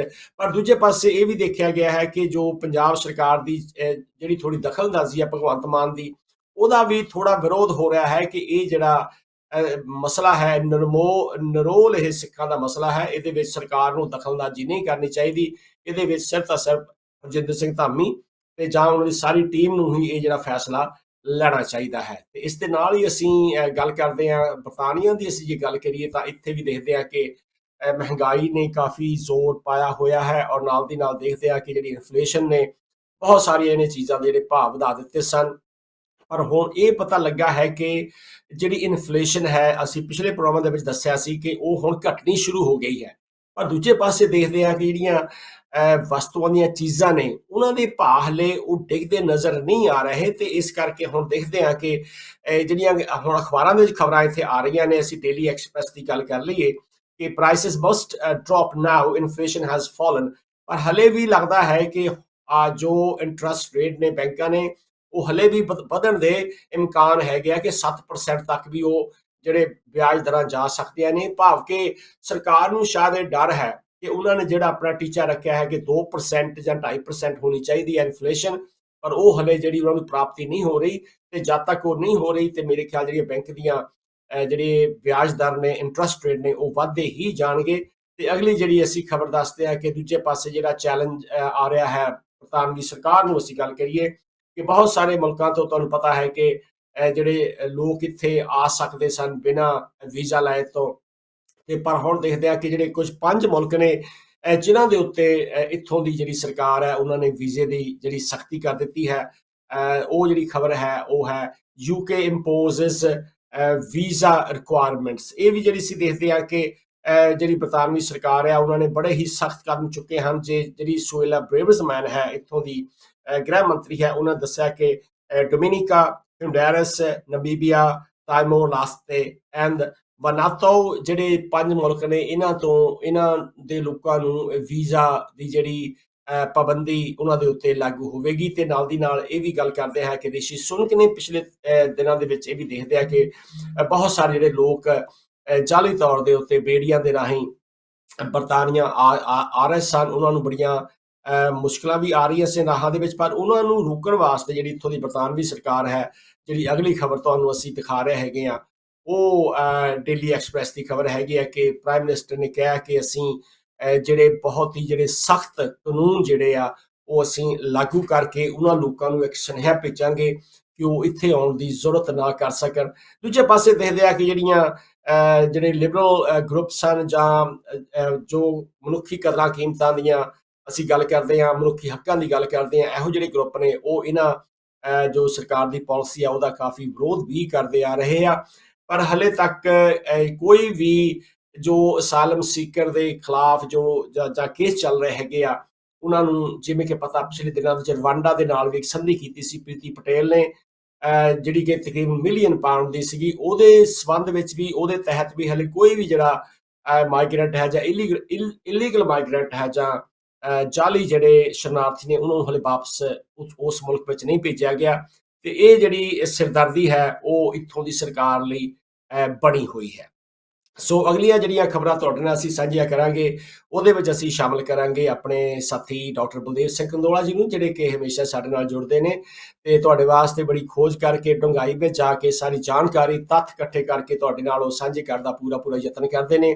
ਤੇ ਆਓ ਦੇਖਦੇ ਹਾਂ ਕਿ ਅੱਜ ਉਹ ਕਿਹੜੀਆਂ ਖਬਰਾਂ ਲੈ ਕੇ ਆਏ ਨੇ। ਆਓ ਜੀ ਅਸੀਂ ਉਹਨਾਂ ਦਾ ਕਰਦੇ ਹਾਂ ਸਵਾਗਤ ਹੈ। ਡਾਕਟਰ ਬਲਦੇਵ ਸਿੰਘ ਜੀ ਕੰਦੋਲਾ, ਵਾਹਿਗੁਰੂ ਜੀ ਕਾ ਖਾਲਸਾ, ਵਾਹਿਗੁਰੂ ਜੀ ਕੀ ਫਤਿਹ ਜੀ। ਵਾਹਿਗੁਰੂ ਜੀ ਕਾ ਖਾਲਸਾ, ਵਾਹਿਗੁਰੂ ਜੀ ਕੀ ਫਤਿਹ ਜੀ। ਅਗਰ ਤੁਸੀਂ ਜਿਹੜੀ ਮੈਂ ਜਿੱਥੇ ਗੱਲ ਛੱਡੀ ਆ, ਤੁਸੀਂ ਜਿਹੜੀ ਇਮੀਗ੍ਰੇਸ਼ਨ ਪਾਲਿਸੀ ਆ ਬਰਤਾਨੀਆ ਦੀ, ਉਹਦੇ ਸੰਬੰਧ ਵਿੱਚ ਕੁਝ ਆਪਣੇ ਵਿਚਾਰ ਪੇਸ਼ ਕਰਨੇ ਚਾਹੋ ਤਾਂ ਫਿਰ ਅਸੀਂ ਆਪਣੀ ਗੱਲ ਨੂੰ ਅੱਗੇ ਤੋਰਦੇ ਹਾਂ। ਬਲਦੇਵ ਜੀ। ਚੰਦਰਪਾਲ ਜੀ, ਇਹਦੇ ਤੋਂ ਇਹ ਲੱਗਦਾ ਕਿ ਦੇਖੋ, ਇਸ ਸਰਕਾਰ ਨੇ, ਜਿਹੜੀ ਟੋਰੀ ਸਰਕਾਰ ਹੈਗੀ ਆ, ਇਹਨਾਂ ਨੇ ਸਦਾ ਹੀ ਇਹਨਾਂ ਦੀ ਜਿਹੜੀ ਪ੍ਰਾਇੋਰਟੀ ਆ, ਮੇਰਾ ਖਿਆਲ ਇਹ ਉਹਨੂੰ ਪੂਰੇ ਤਰ੍ਹਾਂ ਹੱਲ ਨਹੀਂ ਕਰ ਸਕੇ ਕਿ ਜਿਹੜੇ ਸ਼ਿਕਾਰ ਹੁੰਦੇ ਆ ਇਹਨਾਂ ਚੀਜ਼ਾਂ ਦੇ, ਉਹਨਾਂ ਨੂੰ ਸਜ਼ਾ ਦਿੱਤੀ ਜਾ ਰਹੀ ਹੈਗੀ ਆ। ਜਿਹੜੇ ਸ਼ਰਨਾਰਥੀ ਆਉਂਦੇ ਹੈਗੇ ਆ, ਇਹ ਸੋਚਣਾ ਪਊਗਾ ਸਰਕਾਰ ਨੂੰ ਕਿ ਉਹ ਆਪਣੀ ਜਾਨ ਨੂੰ ਤਲੀ ਤੇ ਰੱਖ ਧਰ ਕੇ ਉਹ ਕਿਉਂ ਆਉਂਦੇ ਹੈਗੇ ਆ, ਔਰ ਆਉਂਦਿਆਂ ਨੂੰ ਜਿਹੜੇ ਪਹਿਲਾਂ ਹੀ ਮੁਸ਼ਕਲਾਂ ਦੇ ਵਿੱਚ ਹੈਗੇ ਆ, ਉਹਨਾਂ ਨੂੰ ਸਜ਼ਾ ਕਿਉਂ ਦਿੱਤੀ ਜਾ ਰਹੀ ਹੈ। ਇਹ ਜਿਹੜਾ ਕਾਨੂੰਨ ਆ, ਮੇਰਾ ਖਿਆਲ ਹੈ ਸ਼ਾਇਦ ਕਾਮਯਾਬ ਨਹੀਂ ਹੋਏਗਾ, ਕਿਉਂਕਿ ਜਿਹੜੀ ਹਿਊਮਨ ਰਾਈਟਸ ਦੀਆਂ ਹੈਗੀ ਆ ਲਾਅ ਹੈਗੇ ਆ ਯੂਕੇ ਦੇ, ਉਹ ਕਾਫੀ ਸਟਰੋਂਗ ਹੈਗੇ ਆ। ਇਸ ਲਈ ਭਾਵੇਂ ਉਹ ਕਾਨੂੰਨ ਬਣ ਜਾਣਾ ਹੈਗਾ, ਪਰ ਉਮੀਦ ਇਹੀ ਰੱਖੀ ਜਾਂਦੀ ਹੈ ਕਿ ਜਾਂ ਆਪਾਂ ਉਮੀਦ ਰੱਖ ਸਕਦੇ ਹਾਂ ਕਿ ਬਈ ਉਹ ਕਾਮਯਾਬ ਨਾ ਹੋਵੇ, ਕਿਉਂਕਿ ਉਹਨਾਂ ਸ਼ਰਨਾਰਥੀਆਂ ਨੂੰ ਸਜ਼ਾ ਦੇਣੀ ਬਿਲਕੁਲ ਬਹੁਤ ਹੀ ਗਲਤ ਹੈਗਾ। ਹੋਰ ਜਿਹੜਾ ਹੱਲ ਹੈ ਇਹਦਾ ਕੋਈ ਲੱਭਣਾ ਚਾਹੀਦਾ, ਨਾ ਕਿ ਉਹਨਾਂ ਨੂੰ ਸਜ਼ਾ ਦਿੱਤੀ ਜਾਵੇ। ਹਾਂਜੀ, ਵੱਡਾ ਹੱਲ ਤਾਂ ਬਲਦੇਵ ਜੀ ਇਹੀ ਆ ਕਿ ਜਿਹੜੇ ਸਮਗਲਰ ਲੋਕ ਨੇ, ਜਿਹੜੇ ਗਰੋਹ ਨੇ, ਜਿਹੜੇ ਉਹਨਾਂ ਤੋਂ ਪੈਸੇ ਲੈ ਕੇ ਉਹ ਮੁਫਤ ਆਉਂਦੇ ਨਹੀਂ ਹੈਗੇ। ਇੱਕ ਤਾਂ ਕਹਿੰਦੇ ਹੁੰਦੇ ਆ ਖਤਰਾ ਸਹੇੜਦੇ ਆ, ਜਾਨ ਤਲੀ ਤੇ ਰੱਖ ਕੇ ਲਿਆਉਂਦੇ ਆ। ਦੂਜੇ ਪਾਸੇ ਦੇਖਦੇ ਆ ਕਿ ਹਜ਼ਾਰਾਂ ਡਾਲਰ ਦੇ ਕੇ ਉਹਨਾਂ ਸਮਗਲਰਾਂ ਨੂੰ ਇੱਥੇ ਆਉਂਦੇ ਆ। ਉਹਨਾਂ ਜਿਹੜੇ ਸਮਗਲਰਾਂ ਦਾ ਵੀ ਜਿਹੜਾ ਖੁਰਾਕ ਖੋਜ ਨੱਪਿਆ ਜਾਣਾ ਚਾਹੀਦਾ। ਬਲਦੇਵ ਜੀ, ਆਪਾਂ ਹੁਣ ਗੱਲ ਕਰਦੇ ਆ, ਮੈਂ ਸ਼ੁਰੂ ਦੇ ਵਿੱਚ ਗੱਲ ਕੀਤੀ ਸੀ ਕਿ ਦੁਨੀਆ ਦੇ ਆਲੇ ਦੁਆਲੇ ਬੜੀਆਂ ਜਿਹੜੀਆਂ ਕੁਦਰਤੀ ਆਫਤਾਂ ਨੇ, ਕੁਝ ਮੈਨ ਮੇਡ ਆਫਤਾਂ ਨੇ, ਭਾਵ ਕਿ ਮਨੁੱਖ ਨੇ ਆਪ ਜਿਹੜੀਆਂ ਪੈਦਾ ਕੀਤੀਆਂ ਨੇ। ਹੁਣ ਅਸੀਂ ਕੁਦਰਤੀ ਆਫਤ ਦੀ ਗੱਲ ਕਰਦੇ ਹਾਂ ਕਿ ਜਦੋਂ ਕਿ ਇੱਥੇ ਹੁਣ ਛੁੱਟੀਆਂ ਨੇ ਔਰ ਲੋਕ ਬਹੁਤ ਸਾਰੇ ਜਿਹੜੇ ਆ ਉਹ ਯੂਰਪ ਦੇ ਵਿੱਚ ਬੜੇ ਲੰਮੇ ਸਮੇਂ ਤੋਂ ਜਾ ਰਹੇ ਆ, ਕੋਈ ਨਵੀਂ ਗੱਲ ਨਹੀਂ ਹੈਗੀ। ਤੇ ਹੁਣ ਜਿਹੜੇ ਲੋਕ ਉੱਥੇ ਗਏ ਆ, ਗ੍ਰੀਸ ਦੇ ਵਿੱਚ ਜਾਂ ਸਪੇਨ ਦੇ ਵਿੱਚ, ਇਟਲੀ ਦੇ ਵਿੱਚ, ਗਰਮੀ ਦਾ ਪ੍ਰਕੋਪ ਕਾਫੀ ਰਿਹਾ। ਆਪਾਂ ਗਰਮੀ ਦੀ ਵੀ ਗੱਲ ਅੱਗੇ ਜਾ ਕੇ ਕਰਾਂਗੇ। ਤੇ ਹੁਣ ਜਿਹੜੀ ਆ ਗ੍ਰੀਸ ਦੇ ਇੱਕ ਖਾਸ ਟਾਪੂ ਦੇ ਉੱਤੇ, ਰੋਡਸ ਦੇ ਉੱਤੇ ਜਿਹੜੀ ਇਹ ਅੱਗਾਂ ਲੱਗੀਆਂ ਨੇ, ਉਹਦੇ ਬਾਰੇ ਤੁਹਾਡਾ ਕੀ ਵਿਚਾਰ ਨੇ? ਤੁਹਾਡੇ ਦੇਖੋ ਚੰਦਰਪਾਲ ਜੀ, ਜਦੋਂ ਇਸ ਤਰ੍ਹਾਂ ਘਟਨਾਵਾਂ ਤੇ ਇੱਕਦਮ ਇਹ ਸਿੱਟਾ ਕੱਢ ਲਿਆ ਜਾਂਦਾ ਜੀ। ਦੇਖੋ ਜੀ, ਇਹ ਜੋ ਆਦਮੀ ਇਸ ਧਰਤੀ ਤੇ ਰਹਿ ਕੇ ਵਾਤਾਵਰਨ ਨੂੰ ਖਰਾਬ ਕਰ ਰਿਹਾ, ਉਹਦੇ ਨਤੀਜੇ ਹੈਗੇ ਆ। ਮੇਰਾ ਖਿਆਲ ਹੈ ਕਿ ਇਸ ਤਰ੍ਹਾਂ ਦੀ ਜਿਹੜਾ ਸਿੱਟਾ ਕੱਢ ਲੈਣਾ ਇੱਕਦਮ ਉਹ ਵੀ ਠੀਕ ਨਹੀਂ ਹੈਗਾ। ਕਿ ਜੇਕਰ ਤੁਸੀਂ ਧਰਤੀ ਦਾ ਆਪਣਾ ਜਿਹੜਾ ਛੋਟਾ ਜਿਹਾ ਗ੍ਰਹਿ ਹੈਗਾ ਇਸ ਵਿਸ਼ਵ ਦੇ ਵਿੱਚ, ਉਹਨੂੰ ਦੇਖਿਆ ਜਾਵੇ ਤੇ ਇੱਥੇ ਮੌਸਮ ਜਿਹੜਾ ਹਮੇਸ਼ਾ ਹੀ ਬਦਲਦਾ ਰਿਹਾ, ਇੱਥੋਂ ਦੇ ਹਾਲਾਤ ਹਮੇਸ਼ਾ ਹੀ ਬਦਲਦੇ ਰਹੇ। ਇਹਦੇ ਵਿੱਚ ਕੋਈ ਸ਼ੱਕ ਨਹੀਂ ਹੈਗੀ ਕਿ ਜਿਹੜੀ ਆਦਮੀ ਦੀਆਂ ਸਰਗਰਮੀਆਂ ਹੈਗੀਆਂ, ਦੇਖੋ ਇੰਨੇ ਜਹਾਜ਼ ਹਰ ਰੋਜ਼ ਉੜਦੇ ਹੈਗੇ ਆ, ਉਹਨਾਂ ਦਾ ਧੂੰਆਂ ਆ, ਜਿਹੜੀਆਂ ਕਾਰਾਂ ਚੱਲਦੀਆਂ ਸਾਰੇ ਮੁਲਕਾਂ ਦੇ ਵਿੱਚ, ਕਿੰਨੀਆਂ ਕਾਰਾਂ ਵਰਤੀਆਂ ਜਾਂਦੀਆਂ, ਔਰ ਉਹਨਾਂ ਦਾ ਜਿਹੜਾ ਪੈਟਰੋਲ ਬਲਦਾ ਹੈਗਾ, ਉਹਦਾ ਧੂੰਆਂ ਜਿਹੜਾ ਜਾਂਦਾ ਹੈਗਾ। ਇਹ 'ਚ ਕੋਈ ਸ਼ੱਕ ਨਹੀਂ ਹੈਗੀ ਕਿ ਵੀ ਆਦਮੀ ਨੇ ਜਿਹੜਾ ਵਾਤਾਵਰਨ ਆ ਉਹਦੇ ਵਿੱਚ ਕੁਛ ਨਾ ਕੁਛ ਹਿੱਸਾ ਪਾਇਆ, ਜਾਂ ਠੀਕ ਪਾਇਆ ਜਾਂ ਗਲਤ ਪਾਇਆ, ਪਰ ਉਹਦਾ ਅਸਰ ਜ਼ਰੂਰ ਹੋਇਆ ਹੈਗਾ। ਲੇਕਿਨ ਆ ਜਿਹੜੀਆਂ ਅੱਗਾਂ ਲੱਗਦੀਆਂ ਹੈਗੀਆਂ ਯੂਰਪ ਦੇ ਵਿੱਚ ਜਾਂ ਦੱਖਣੀ ਅਮਰੀਕਾ ਦੇ ਵਿੱਚ ਵੀ ਲੱਗਦੀਆਂ ਹੈਗੀਆਂ, ਉਹਨਾਂ ਦਾ ਕਨੈਕਸ਼ਨ ਜ਼ਰੂਰ ਸਾਡੀ ਆਦਮੀ ਦੀ ਸਰਗਰਮੀ ਦੇ ਨਾਲ ਹੈਗਾ। ਲੇਕਿਨ ਇਹ ਵੀ ਸਾਨੂੰ ਮੰਨਣਾ ਪਊਗਾ ਕਿ ਇਸ ਧਰਤੀ ਤੇ ਕਦੇ ਵੀ ਜਿਹੜਾ ਵਾਤਾਵਰਨ ਆ ਜਾਂ ਵਾਯੂਮੰਡਲ ਆ ਜਾਂ ਮੌਸਮ ਆ, ਉਹ ਹਮੇਸ਼ਾ ਹੀ ਇਕਸਾਰ ਨਹੀਂ ਰਿਹਾ ਹੈਗਾ, ਉਹ ਵੀ ਬਦਲ ਰਿਹਾ ਹੈਗਾ। ਹੁਣ ਤੁਸੀਂ ਦੇਖੋ ਕਿ ਇਹ ਜਿਹੜੀਆਂ ਅੱਗਾਂ ਲੱਗ ਰਹੀਆਂ, ਕਿ ਉਹ ਕਹਿ ਰਹੇ ਆ ਕਿ ਜੀ 40 ਦਰਜੇ ਸੈਂਟੀਗ੍ਰੇਡ ਦਾ ਜਿਹੜਾ ਟੈਂਪਰੇਚਰ ਉਹ ਪਹੁੰਚ ਗਿਆ, ਲੇਕਿਨ ਆਪਣੇ ਪੰਜਾਬ ਦੇ ਵਿੱਚ, ਭਾਰਤ ਦੇ ਵਿੱਚ 50 ਡਿਗਰੀ ਤੱਕ ਚਲਿਆ ਜਾਂਦਾ। ਕਿ ਉੱਥੇ ਵੀ ਇੰਨੀਆਂ ਅੱਗਾਂ ਲੱਗਦੀਆਂ ਹੈਗੀਆਂ? ਮੇਰਾ ਖਿਆਲ ਨਹੀਂ ਹੈ ਲੱਗਦੀਆਂ। ਆਪਾਂ ਦੇਖੋ ਬਚਪਨ ਉੱਥੇ ਗੁਜ਼ਾਰਿਆ ਹੈਗਾ ਕਿ ਉੱਥੇ ਜਿਹੜੇ ਹਾੜ ਦੇ ਮਹੀਨੇ ਦੇ ਵਿੱਚ ਇੰਨੀ ਗਰਮੀ ਹੁੰਦੀ ਸੀ, ਬਿਲਕੁਲ ਅੱਗਾਂ ਲੱਗਦੀਆਂ ਸੀਗੀਆਂ। ਲੇਕਿਨ ਜੋ ਇੱਥੇ ਜੋ ਹੋ ਰਿਹਾ ਹੈਗਾ ਗ੍ਰੀਸ ਦੇ ਵਿੱਚ ਜਾਂ ਇਟਲੀ ਦੇ ਵਿੱਚ ਜਾਂ ਸਪੇਨ ਦੇ ਵਿੱਚ, ਇੰਨਾ ਗੰਭੀਰ ਮਸਲਾ ਨਹੀਂ ਸੀਗਾ। ਮੇਰਾ ਖਿਆਲ ਹੈ ਕਿ ਬਈ ਇਹ ਯੂਰਪੀਅਨ ਦੇਸ਼ ਜਿਹੜੇ ਹੈਗੇ ਆ, ਇਹ ਤਿਆਰ ਨਹੀਂ ਸੀਗੇ। ਇਹਨਾਂ ਦਾ ਜਿਹੜਾ ਰਹਿਣ ਬਹਿਣ ਦਾ ਤਰੀਕਾ ਹੈਗਾ ਉਹ ਜ਼ਿਆਦਾ ਤਾਪਮਾਨ ਦੇ ਲਈ ਠੀਕ ਨਹੀਂ। ਇਸ ਲਈ ਇਹਨਾਂ ਨੂੰ ਵੀ ਆਪਣੀ ਜ਼ਿੰਦਗੀ ਨੂੰ ਥੋੜ੍ਹਾ ਜਿਹਾ ਸੁਧਾਰਨਾ ਪਵੇਗਾ, ਤਾਂ ਕਿਉਂਕਿ ਜਿਹੜਾ ਦੁਨੀਆ ਦਾ ਮੌਸਮ ਆ ਉਹ ਬਦਲ ਰਿਹਾ ਹੈਗਾ। ਇਹਨਾਂ ਦੀ ਜਿਹੜੀ ਰਹਿਣੀ ਸਹਿਣੀ ਆ ਉਹ ਬਦਲਣੀ ਪਏਗੀ ਕਿ ਬਈ ਇਹ ਜਿਹੜੀਆਂ ਅੱਗਾਂ ਆ ਉਹ ਗਾਹਾਂ ਵਾਸਤੇ ਨਾ ਲੱਗਣ, ਜਾਂ ਉਹਨਾਂ ਨੂੰ ਸੌਖੇ ਤਰੀਕੇ ਦੇ ਨਾਲ ਕੰਟਰੋਲ ਕੀਤਾ ਜਾ ਸਕੇ। ਵਾਕਈ ਜਿਹੜੀ ਤੁਸੀਂ ਗੱਲ ਕਹੀ ਆ ਕਿ ਇਹ ਤਿਆਰ ਨਹੀਂ ਸੀਗੇ, ਮੇਰੇ ਖਿਆਲ ਦੇ ਵਿੱਚ ਕਦੇ ਇਹ ਹੋਇਆ ਨਹੀਂ ਜਿਹਨੂੰ ਅਸੀਂ ਅਨਪ੍ਰੈਸੀਡੈਂਟਡ ਕਹਿ ਸਕਦੇ ਹਾਂ। ਇਹ ਜਿਹੜੀਆਂ ਗੱਲਾਂ ਹੋ ਰਹੀਆਂ ਨੇ ਵੀ ਕਦੇ ਵੀ ਇਹੋ ਜਿਹਾ ਹੋਇਆ ਨਹੀਂ। ਤੇ ਪੰਜਾਬ ਦੀ ਵੀ ਆਪਾਂ ਇਹ ਗੱਲ ਕਰਦੇ ਹਾਂ ਕਿ ਇੰਨੇ ਕਦੇ ਮੀਂਹ ਉੱਥੇ ਪਏ ਹੀ ਨਹੀਂ ਸੀਗੇ, ਜਿਸ ਕਰਕੇ ਹੜ੍ਹਾਂ ਨੂੰ ਸੰਭਾਲਣਾ ਉਹਨਾਂ ਵਾਸਤੇ ਬੜਾ ਮੁਸ਼ਕਲ ਹੋ ਗਿਆ ਸੀਗਾ। ਤੇ ਆਪਾਂ ਆਪਣੀ ਗੱਲ ਨੂੰ ਅੱਗੇ ਤੋਰ ਤੋਂ ਪਹਿਲਾਂ ਅਸੀਂ ਇਹ ਵੀ ਦੇਖਦੇ ਹਾਂ ਕਿ ਜਿਹੜਾ ਇਹਦੇ ਵਿੱਚ ਤੁਸੀਂ ਗੱਲ ਕੀਤੀ ਆ ਕਿ 40 ਡਿਗਰੀ ਹੋਇਆ, ਮੇਰੇ ਖਿਆਲ ਦੇ ਵਿੱਚ ਚੀਨ ਦੇ ਵਿੱਚ ਵੀ ਕੁਝ ਥਾਵਾਂ ਦੇ ਉੱਤੇ 52-53 ਡਿਗਰੀ ਵੀ ਇਹ ਨੋਟ ਕੀਤਾ ਗਿਆ। ਅਮਰੀਕਾ ਦੇ ਵਿੱਚ ਤੁਸੀਂ ਗੱਲ ਕੀਤੀ ਹੈ ਕਿ ਉੱਥੇ ਵੀ 54-55 ਡਿਗਰੀ ਟੈਂਪਰੇਚਰ ਹੋ ਗਿਆ ਹੈਗਾ। ਤੇ ਇਹ ਵੀ ਮੇਰੇ ਖਿਆਲ ਹੁਣ ਆਉਣ ਵਾਲੇ ਸਮੇਂ ਦੇ ਵਿੱਚ ਜਦੋਂ ਤੁਸੀਂ ਗੱਲ ਕੀਤੀ ਆ, ਇਹ ਜਿਹੜੇ ਹੌਲੀਡੇ ਕੈਂਪਸ ਨੇ ਉੱਥੇ ਫਾਇਰ ਇੰਜਨਾਂ ਦਾ ਪੂਰੀ ਤਿਆਰੀ ਉਹਨਾਂ ਨੂੰ ਪ੍ਰਬੰਧ ਕਰਨਾ ਪਵੇਗਾ। ਮੇਰੇ ਖਿਆਲ ਦੇ ਵਿੱਚ ਹੋਰ ਮੁਲਕਾਂ ਨੂੰ ਵੀ ਥੋੜੇ ਕੰਨ ਹੋ ਗਏ ਹੋਣਗੇ ਵੀ ਸਾਨੂੰ ਕਿਹੋ ਜਿਹੀ ਤਿਆਰੀ ਕਰਨੀ ਚਾਹੀਦੀ ਹੈਗੀ ਆ। ਪਰ ਇਹਦੇ ਵਾਸਤੇ ਬਿਲਕੁਲ ਜਿਹੜੀ ਸਿੰਦਰਪਾਲ ਬਰਤਾਨਵੀ ਜੀ, ਸਰਕਾਰ ਆ ਕੀ ਕਰ ਰਹੀ ਹੈ, ਤੁਹਾਨੂੰ ਲੱਗਦਾ ਕੁਛ ਕੋਈ ਉਹਨਾਂ ਦੀ ਮਦਦ ਕਰ ਰਹੀ ਹੈ ਇਹਨਾਂ ਲੋਕਾਂ ਦੀ? ਇਹਦੀਆਂ ਖਬਰਾਂ ਨਹੀਂ ਆਈਆਂ। ਮੇਰਾ ਖਿਆਲ ਹੈ ਉਹਨਾਂ ਨੂੰ ਇੰਨੀ ਮਦਦ ਦੀ ਲੋੜ ਵੀ ਨਹੀਂ ਹੈਗੀ। ਲੇਕਿਨ ਜਿਹੜੇ ਕਿ ਇਹਨਾਂ ਦੇ ਉਹ ਜਿਹਨਾਂ ਨੂੰ ਹੌਲੀਡੇ ਮੇਕਰਸ ਕਹਿੰਦੇ, ਉਹ ਜਿਹੜੇ ਉੱਥੇ ਗਏ ਹੋਏ ਆ ਉਹ ਵਾਪਸ ਆਉਣਾ ਚਾਹੁੰਦੇ ਆ। ਉਹਨਾਂ ਦੇ ਵਿੱਚ ਹਫੜਾ ਦਫੜੀ ਪੈ ਚੁੱਕੀ ਆ ਕਿ ਉਹਨਾਂ ਨੂੰ ਦੂਸਰੇ ਜਿਹੜੇ ਹੋਟਲਾਂ ਦੇ ਵਿੱਚ ਰਹਿ ਰਹੇ ਸੀਗੇ ਉਹਨਾਂ ਨੂੰ ਵਾਪਸ ਏਅਰਪੋਰਟ ਤੇ ਪਹੁੰਚਾ ਦਿੱਤਾ ਗਿਆ। ਇਹ ਇੰਨੇ ਲੋਕ ਇੱਕਦਮ ਇੱਕ ਜਗ੍ਹਾ ਇਕੱਠੇ ਹੋ ਜਾਣੇ ਇਹ ਸਮੱਸਿਆ ਪੈਦਾ ਕਰਦੇ ਹੀ ਆ। ਲੇਕਿਨ ਇੱਥੋਂ ਦੀ ਜਿਹੜੀ ਸਰਕਾਰ ਆ, ਇਹਨਾਂ ਦੀਆਂ ਜਿਹੜੀਆਂ 에ਅਰਲਾਈਨਸ ਹੈਗੀਆਂ, ਉਹਨਾਂ ਨੂੰ ਕਿਹਾ ਗਿਆ ਕਿ ਬਈ ਉਹਨਾਂ ਨੂੰ ਵਾਪਸ ਆਪਣੇ ਮੁਲਕ ਲੈ ਕੇ ਆਂਦਾ ਜਾਵੇ। ਤੇ ਉਹ ਜਿਹੜੀਆਂ ਫਲਾਈਟਸ ਹੈਗੀਆਂ ਹੋਰ ਅਰੇਂਜ ਕੀਤੀਆਂ ਗਈਆਂ ਹੈਗੀਆਂ ਰੋਡ ਤੇ, ਏਅਰਪੋਰਟ ਤੇ। ਉਧਰ ਕੋਰਫੂ ਤੇ ਵੀ ਇਹੀ ਬੁਰਾ ਹਾਲ ਹੋ ਰਿਹਾ ਹੈਗਾ, ਜਿਹੜਾ ਕੋਰਫੂ ਦਾ ਆਈਲੈਂਡ ਹੈਗਾ। ਇਸ ਲਈ ਜਿਹੜੀ ਬਰਤਾਨਵੀ ਸਰਕਾਰ ਹੈਗੀ ਹੈ ਪੂਰੀ ਕੋਸ਼ਿਸ਼ ਕਰ ਰਹੀ ਆ ਕਿ ਉਹਨਾਂ ਜਿਹੜੇ ਹੌਲੀਡੇ ਮੇਕਰਸ ਹੈਗੇ ਜਿਹੜੇ ਛੁੱਟੀਆਂ ਤੇ ਗਏ ਹੋਏ ਆ, ਉਹਨਾਂ ਨੂੰ ਵਾਪਸ ਆਪਣੇ ਦੇਸ਼ ਦੇ ਵਿੱਚ ਲਿਆਂਦਾ ਜਾਵੇ। ਜੀ ਬਲਦੇਵ ਜੀ, ਆਪਾਂ ਗੱਲ ਨੂੰ ਅੱਗੇ ਤੋਰਦੇ ਹਾਂ ਕਿ ਦੇਖਦੇ ਹਾਂ ਕਿ 1.5 ਸਾਲ ਹੋ ਚੁੱਕਾ ਹੈ ਹੁਣ ਜਦੋਂ ਰੂਸ ਨੇ ਯੂਕਰੇਨ ਦੇ ਉੱਤੇ ਹਮਲਾ ਕੀਤਾ ਸੀ। ਤੇ ਯੂਕਰੇਨ ਜਿਹੜਾ ਉਹਦਾ ਗੁਆਂਢੀ ਮੁਲਕ ਆ, ਜਿਹੜਾ ਕਿ ਪੁਰਾਣੇ USSR ਦਾ ਹਿੱਸਾ ਹੁੰਦਾ ਸੀ। ਤੇ ਹੁਣ ਜਿਹੜੀ ਉੱਥੇ ਨਵੀਂ ਜਿਹੜੀਆਂ ਉਹਨਾਂ ਨੇ ਸਟ੍ਰਾਈਕਸ ਕੀਤੀਆਂ ਨੇ ਜਾਂ ਬੰਬਾਰੀ ਕੀਤੀ ਆ, ਓਡੀਸ਼ਾ ਜਿਹੜਾ ਉਹਨਾਂ ਦਾ ਬਾਰਡਰ ਟਾਊਨ ਹੈਗਾ, ਤੇ ਉੱਥੇ ਕਾਫੀ ਨੁਕਸਾਨ ਹੋਇਆ ਹੈ। ਉਹਦੇ ਬਾਰੇ ਕਿਹੋ ਜਿਹੀਆਂ ਖਬਰਾਂ ਆ ਰਹੀਆਂ ਨੇ ਬਲਦੇਵ ਜੀ? ਚੰਦਰਪਾਲ ਜੀ, ਦੇਖੋ ਇਹ ਜਿਹੜੀ ਲੜਾਈ ਆ ਇਹ ਸ਼ੁਰੂ ਹੋਈ ਸੀ ਪਹਿਲਾਂ ਕਿਉਂਕਿ ਇਹਨਾਂ ਦੇ ਯੂਕਰੇਨ ਦੇ ਔਰ ਰੂਸ ਦੇ ਆਪਸੀ ਮਤਭੇਦ ਸੀਗੇ। ਹੁਣ ਇਹ ਜਿਹੜੀ ਪਿਛਲੇ ਸਾਲ ਤੋਂ ਇਹ ਜਿਹੜੀ ਲੜਾਈ ਹੈਗੀ ਆ ਇਹ ਬਦਲ ਚੁੱਕੀ ਆ। ਇਹਦੇ ਵਿੱਚ ਜਿਹੜੀ ਨੇਟੋ ਬਣਾਈ ਹੋਈ ਆ ਮਿਲਟਰੀ ਅਲਾਇੰਸ, ਹੁਣ ਇਹਦੇ ਵਿੱਚ ਕੋਈ ਸ਼ੱਕ ਨਹੀਂ ਹੈਗੀ ਕਿ ਲੜਾਈ ਜਿਹੜੀ ਆ ਉਹ ਰੂਸ ਤੇ ਯੂਕਰੇਨ ਦੇ ਵਿੱਚ ਨਹੀਂ ਬਲਕਿ ਨੇਟੋ ਤੇ ਰੂਸ ਦੇ ਵਿਚਾਲੇ ਉਹ ਲੜਾਈ ਹੋ ਗਈ। ਲੇਕਿਨ ਉਹਦੇ ਵਿੱਚ ਕੀ ਹੁੰਦਾ ਕਿ ਜਿਹੜੇ ਯੂਕਰੇਨ ਦੇ ਲੋਕ ਆ ਉਹਨਾਂ ਦਾ ਜਿਹੜਾ ਦੁਖਾਂਤ ਆ ਉਹ ਜ਼ਿਆਦਾ ਵੱਧਦਾ।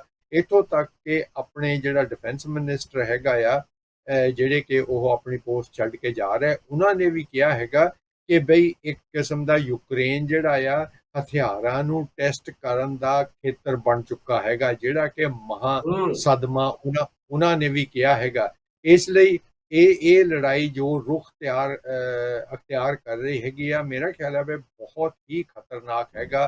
ਕਿਉਂਕਿ ਬਾਰ-ਬਾਰ ਜਿਹੜੇ ਰੂਸੀ ਆ ਉਹ ਵੀ ਕਹਿ ਰਿਹਾ, ਦੂਸਰੇ ਵੀ ਲੋਕ ਵੀ ਕਹਿ ਰਹੇ ਹੈਗੇ ਆ ਕਿ ਇਹ ਜਿਹੜੀ ਲੜਾਈ ਹੈਗੀ ਆ, ਦੇਖੋ ਰੂਸ ਦੇ ਕੋਲ ਵੀ ਦੂਸਰੇ ਨੇਟੋ ਨਾਲੋਂ ਬਹੁਤ ਜ਼ਿਆਦਾ ਹਥਿਆਰ ਹੈਗੇ ਆ, ਮਾਰੂ ਹਥਿਆਰ ਹੈਗੇ ਆ, ਜਿਹੜੇ ਕਿ ਨਿਊਕਲੀਅਰ ਜਿਹਨਾਂ ਨੂੰ ਕਹਿੰਦੇ ਆ ਕਿ ਪਰਮਾਣੂ ਹਥਿਆਰ। ਇਸ ਲਈ ਇਹ ਜੇ ਲੜਾਈ ਇਸੇ ਤਰ੍ਹਾਂ ਹੀ ਵੱਧਦੀ ਜਾਂਦੀ ਆ, ਇਹ ਸੱਚਮੁੱਚ ਹੀ ਨੇਟੋ ਸੱਚਮੁੱਚ ਬਣ ਤਾਂ ਗਈ ਆ, ਲੇਕਿਨ ਜੇਕਰ ਨੇਟੋ ਦੀਆਂ ਫੌਜਾਂ ਉਹਦੇ ਵਿੱਚ ਇਨਵੋਲਵ ਹੁੰਦੀਆਂ ਤੇ ਦੁਨੀਆ ਦੇ ਲਈ ਬਹੁਤ ਹੀ ਵੱਡਾ ਖਤਰਾ ਬਣ ਸਕਦਾ, ਜਿਹਨੂੰ ਬਾਰ-ਬਾਰ ਕਹਿ ਰਹੇ ਕਿ ਵੀ ਤੀਜਾ ਮਹਾਯੁੱਧ ਹੋ ਸਕਦਾ, ਬਿਲਕੁਲ ਹੋ ਸਕਦਾ। ਉਹ ਫਿਰ ਛੋਟਾ-ਮੋਟਾ ਯੁੱਧ ਨਹੀਂ ਹੋਏਗਾ, ਉਹ ਤਾਂ ਫਿਰ ਪਰਮਾਣੂ ਹਥਿਆਰਾਂ ਨਾਲ ਯੁੱਧ ਹੋਏਗਾ, ਜਿਹਨੇ ਕਿ ਇਹ ਵੀ ਹੋ ਸਕਦਾ ਕਿ ਆਪਣੀ ਜਿਹੜੀ ਲਾਈਫ ਆ ਇਸ ਧਰਤੀ ਤੇ ਉਹ ਖਤਮ ਕਰ ਦੇਵੇ। ਇਸ ਲਈ ਬਾਕੀ ਸਾਰੇ ਮੁਲਕਾਂ ਨੂੰ ਰਲ ਕੇ ਜਿਹੜੇ ਨੇਟੋ ਦੇ ਹੈਗੇ ਆ ਉਹ ਵੀ, ਉਹਨਾਂ ਨੂੰ ਵੀ ਚਾਹੀਦਾ ਕਿ ਬਈ ਇਹ ਜਿਹੜੀ ਦੁਸ਼ਮਣੀ ਆ ਇਹਨੂੰ ਘੱਟ ਕੀਤਾ ਜਾਵੇ ਤੇ ਇਹ ਜਿਹੜੀ ਅਲਾਇੰਸ ਬਣੀ ਹੈਗੀ ਆ ਕਿਸ ਲਈ ਬਣੀ ਹੈਗੀ, ਇਹਨਾਂ ਨੂੰ ਦੁਬਾਰਾ ਸੋਚਣਾ ਪਊਗਾ। ਤੇ ਇਹ ਜਿਹੜੀ ਲੜਾਈ ਹੈਗੀ ਆ ਉਹਨਾਂ ਲੋਕਾਂ ਦੀ ਖਾਤਰ, ਯੂਕਰੇਨ ਦੇ ਲੋਕਾਂ ਦੀ ਖਾਤਰ, ਇਸ ਲੜਾਈ ਨੂੰ ਕਿਸੇ ਨਾ ਕਿਸ ਤਰ੍ਹਾਂ ਬੰਦ ਕੀਤਾ ਜਾਵੇ ਜੀ।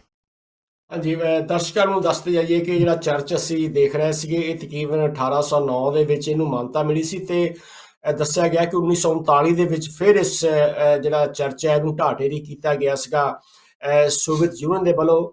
ਔਰ ਸੋਵੀਅਤ ਯੂਨੀਅਨ ਦੇ ਵੱਲੋਂ ਢਾਉਣ ਤੋਂ ਬਾਅਦ ਦੁਬਾਰਾ ਇਸ ਨੂੰ ਫਿਰ 2003 ਦੇ ਵਿੱਚ ਇਸ ਨੂੰ ਮੁੜ ਕੇ ਇਸ ਨੂੰ ਬਣਾਇਆ ਗਿਆ ਤੇ ਉਹ ਦੇਖਦੇ ਆ ਕਿ ਜਿਹਨਾਂ ਬੰਬਾਂ ਨੇ ਹੁਣ ਇੰਨੀ ਤਬਾਹੀ ਕੀਤੀ ਆ, ਇਹਦੇ ਵਿੱਚ ਜਿਹੜੀਆਂ ਬਹੁਤ ਸਾਰੀਆਂ ਜਿਹੜੀਆਂ ਕੀਮਤੀ ਇਮਾਰਤਾਂ ਨੇ ਜਾਂ ਇਤਿਹਾਸਕ ਇਮਾਰਤਾਂ ਨੇ ਉਹਨਾਂ ਨੂੰ ਵੀ ਢੇਰੀ ਕੀਤਾ ਜਾ ਰਿਹਾ ਹੈ। ਜਦੋਂ ਜੰਗ ਲੱਗਦੀ ਹੈ ਤੇ ਇਹਦੇ ਵਿੱਚ ਫਿਰ ਦੁਸ਼ਮਣ ਹੈਗਾ ਜਾਂ ਬੰਬ ਹੈ ਉਹ ਵੀ ਨਹੀਂ ਦੇਖਦੇ ਇਹ ਧਾਰਮਿਕ ਜਗ੍ਹਾ ਹੈ ਜਾਂ ਇਹ ਸਧਾਰਨ ਜਗ੍ਹਾ ਹੈ, ਉਹਨੇ ਤਾਂ ਡਿੱਗ ਕੇ ਤਬਾਹੀ ਕਰਨੀ ਹੁੰਦੀ ਹੈ। ਬਲਦੇਵ ਜੀ, ਆਪਾਂ ਅੱਗੇ ਵਧਦੇ ਆ, ਤੁਸੀਂ ਹੁਣੇ ਗੱਲ ਕੀਤੀ ਆ ਕਿ ਮੌਸਮਾਂ ਦੀ ਜਿਹੜੀ ਤਬਦੀਲੀ ਆ, ਗਲੋਬਲ ਵਾਰਮਿੰਗ ਆ, ਘੱਟੋ ਘੱਟ ਮੈਂ ਦੇਖਦੇ ਆ ਕਿ ਚੱਪਾ ਸਦੀ ਤੋਂ ਵੀ ਜ਼ਿਆਦਾ ਸਮਾਂ ਹੋ ਗਿਆ ਹੈ ਕਿ ਲੋਕ ਇਹਦੇ ਬਾਰੇ ਚਿੰਤਤ ਹਨ ਕਿ ਜਿਹੜੀਆਂ ਗ੍ਰੀਨ ਗੈਸਿਸ ਹਨ ਉਹਨਾਂ ਨੇ ਬੜਾ ਹੀ ਜੋ ਇੱਕ ਹੋਲ ਕਰ ਦਿੱਤਾ ਹੈ, ਜਿਹੜੀ ਉਹ ਲੇਅਰ ਹੈਗੀ ਆ ਉਹਦੇ ਵਿੱਚ, ਹੈ ਨਾ।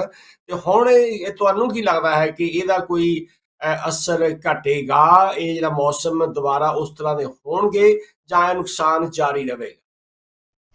ਸਿੰਦਰਪਾਲ ਜੀ, ਦੇਖੋ, ਜਿਸ ਤਰ੍ਹਾਂ ਮੈਂ ਪਹਿਲਾਂ ਵੀ ਕਿਹਾ ਹੈਗਾ ਕਿ ਇਹ ਜਿਹੜੇ ਵਿਗਿਆਨੀ ਆ, ਮੌਸਮ ਦੇ ਵਿਗਿਆਨੀ ਆ, ਉਹ ਵੀ ਮੰਨਦੇ ਹੈਗੇ ਆ ਕਿ ਜੋ ਕੁਝ ਦੁਨੀਆ ਤੇ ਜਿਸ ਤਰ੍ਹਾਂ ਹੁਣ ਅੱਗਾਂ ਲੱਗ ਰਹੀਆਂ ਜਾਂ ਜਿਹੜਾ ਤਾਪਮਾਨ ਆ ਉਹ ਵਧਿਆ ਹੈਗਾ, ਉਹਦਾ ਸਿੱਧਾ ਜਿਹੜਾ ਲਿੰਕ ਆ ਉਹ ਜਿਹੜੀ ਆਦਮੀ ਦੀਆਂ ਸਰਗਰਮੀਆਂ ਹੈਗੀਆਂ ਉਹਨਾਂ ਦੇ ਨਾਲ ਨਹੀਂ ਕੀਤਾ ਜਾ ਸਕਦਾ।